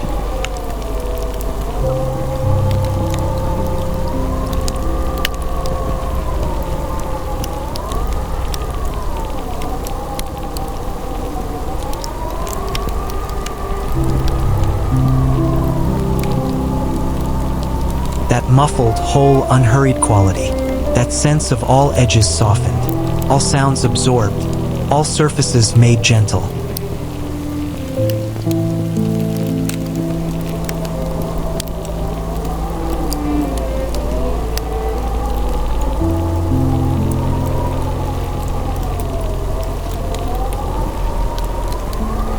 The ember light pulses once, very slowly, like a heartbeat at rest, and then settles back into its deep, low, crimson steadiness. Not going out, not yet, simply being what embers are, the aftermath of fire, the memory of fire, the warmth that fire leaves behind when it no longer needs to be fire.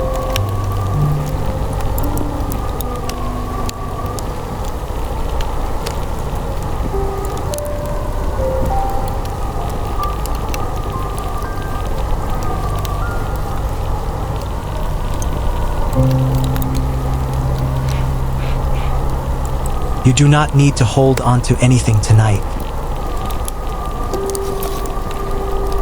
Not the day that is behind you, not the day that is coming, not the stories from this evening, though they will be here when you return to them, settled into the warm air of this room the way everything settles, eventually into its right place.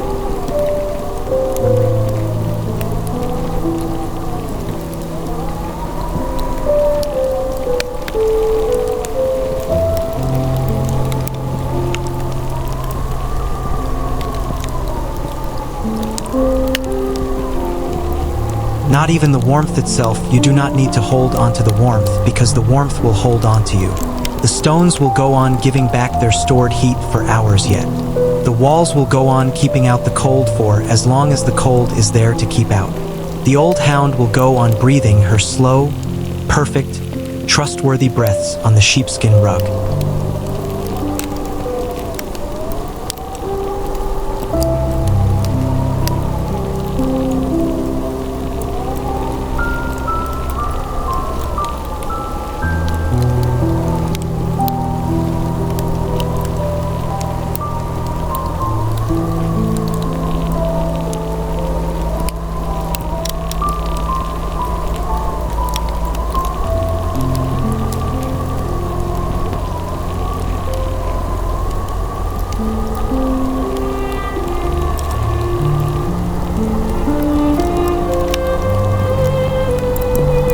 Somewhere far below in the foundation of this cabin, in the earth beneath the oldest threshold stone, in the deep and frost-proof dark where the most patient things keep their vigil, something tends, something watches, something maintains the invisible, essential, tireless work of keeping this place warm and whole and safe on the longest night of the year.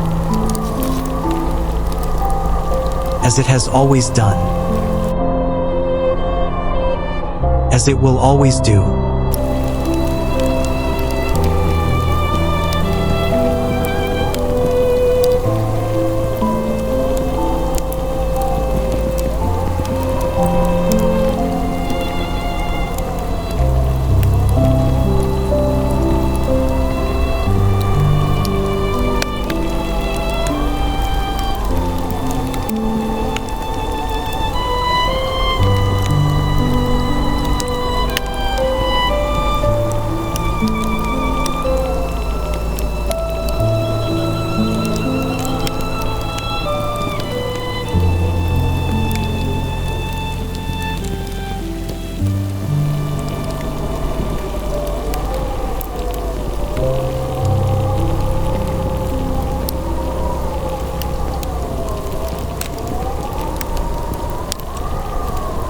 The Nordic night is very long.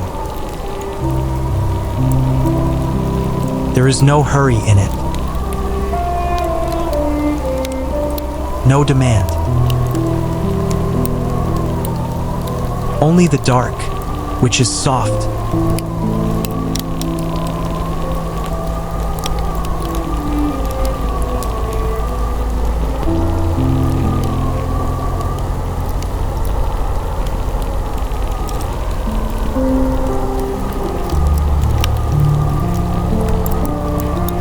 And the snow, which is still, and the warmth, which is here.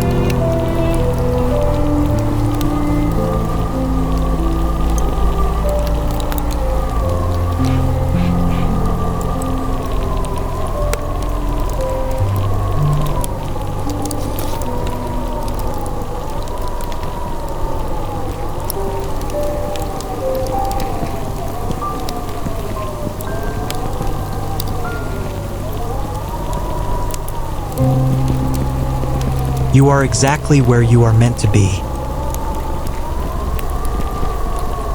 On the longest night, in the warmest room,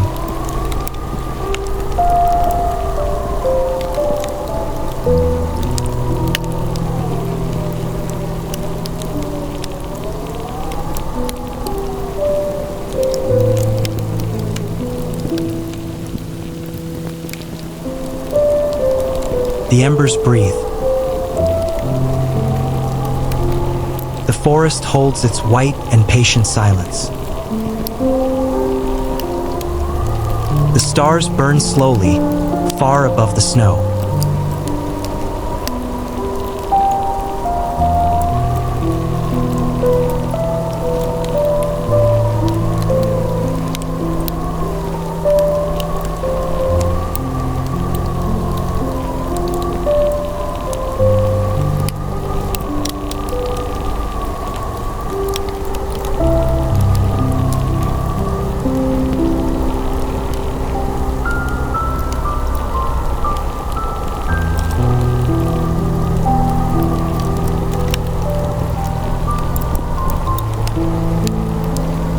You are safe from the cold.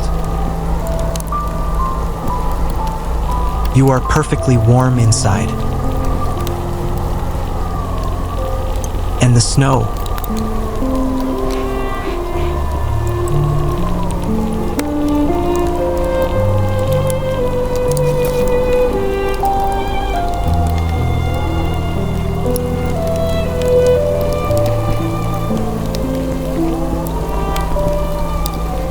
Continues to fall.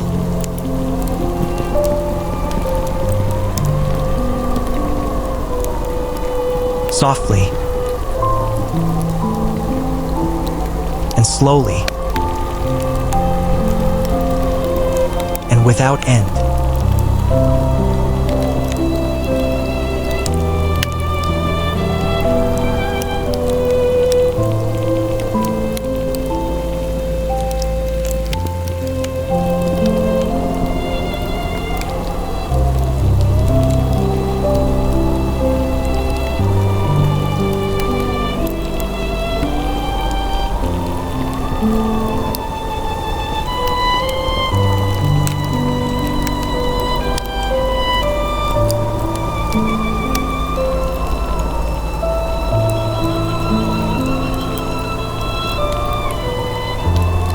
As it has always fallen.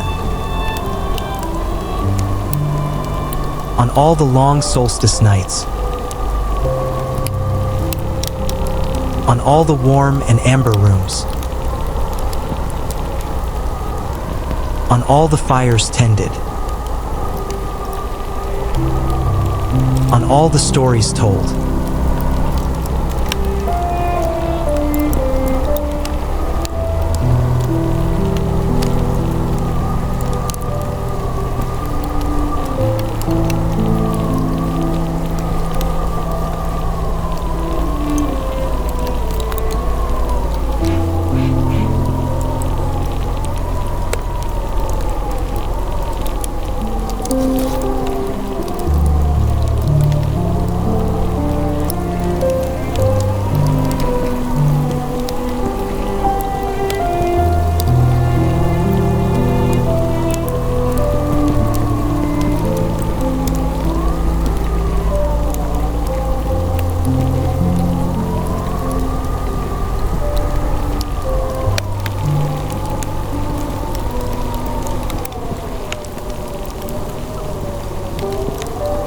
On all the sleeping things. The hound. The forest. The deep and dreaming earth.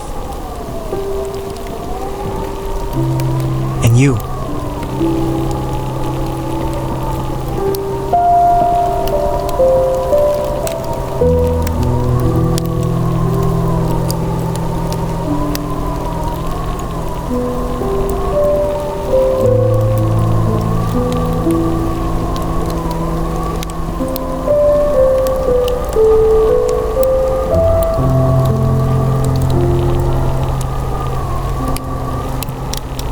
night.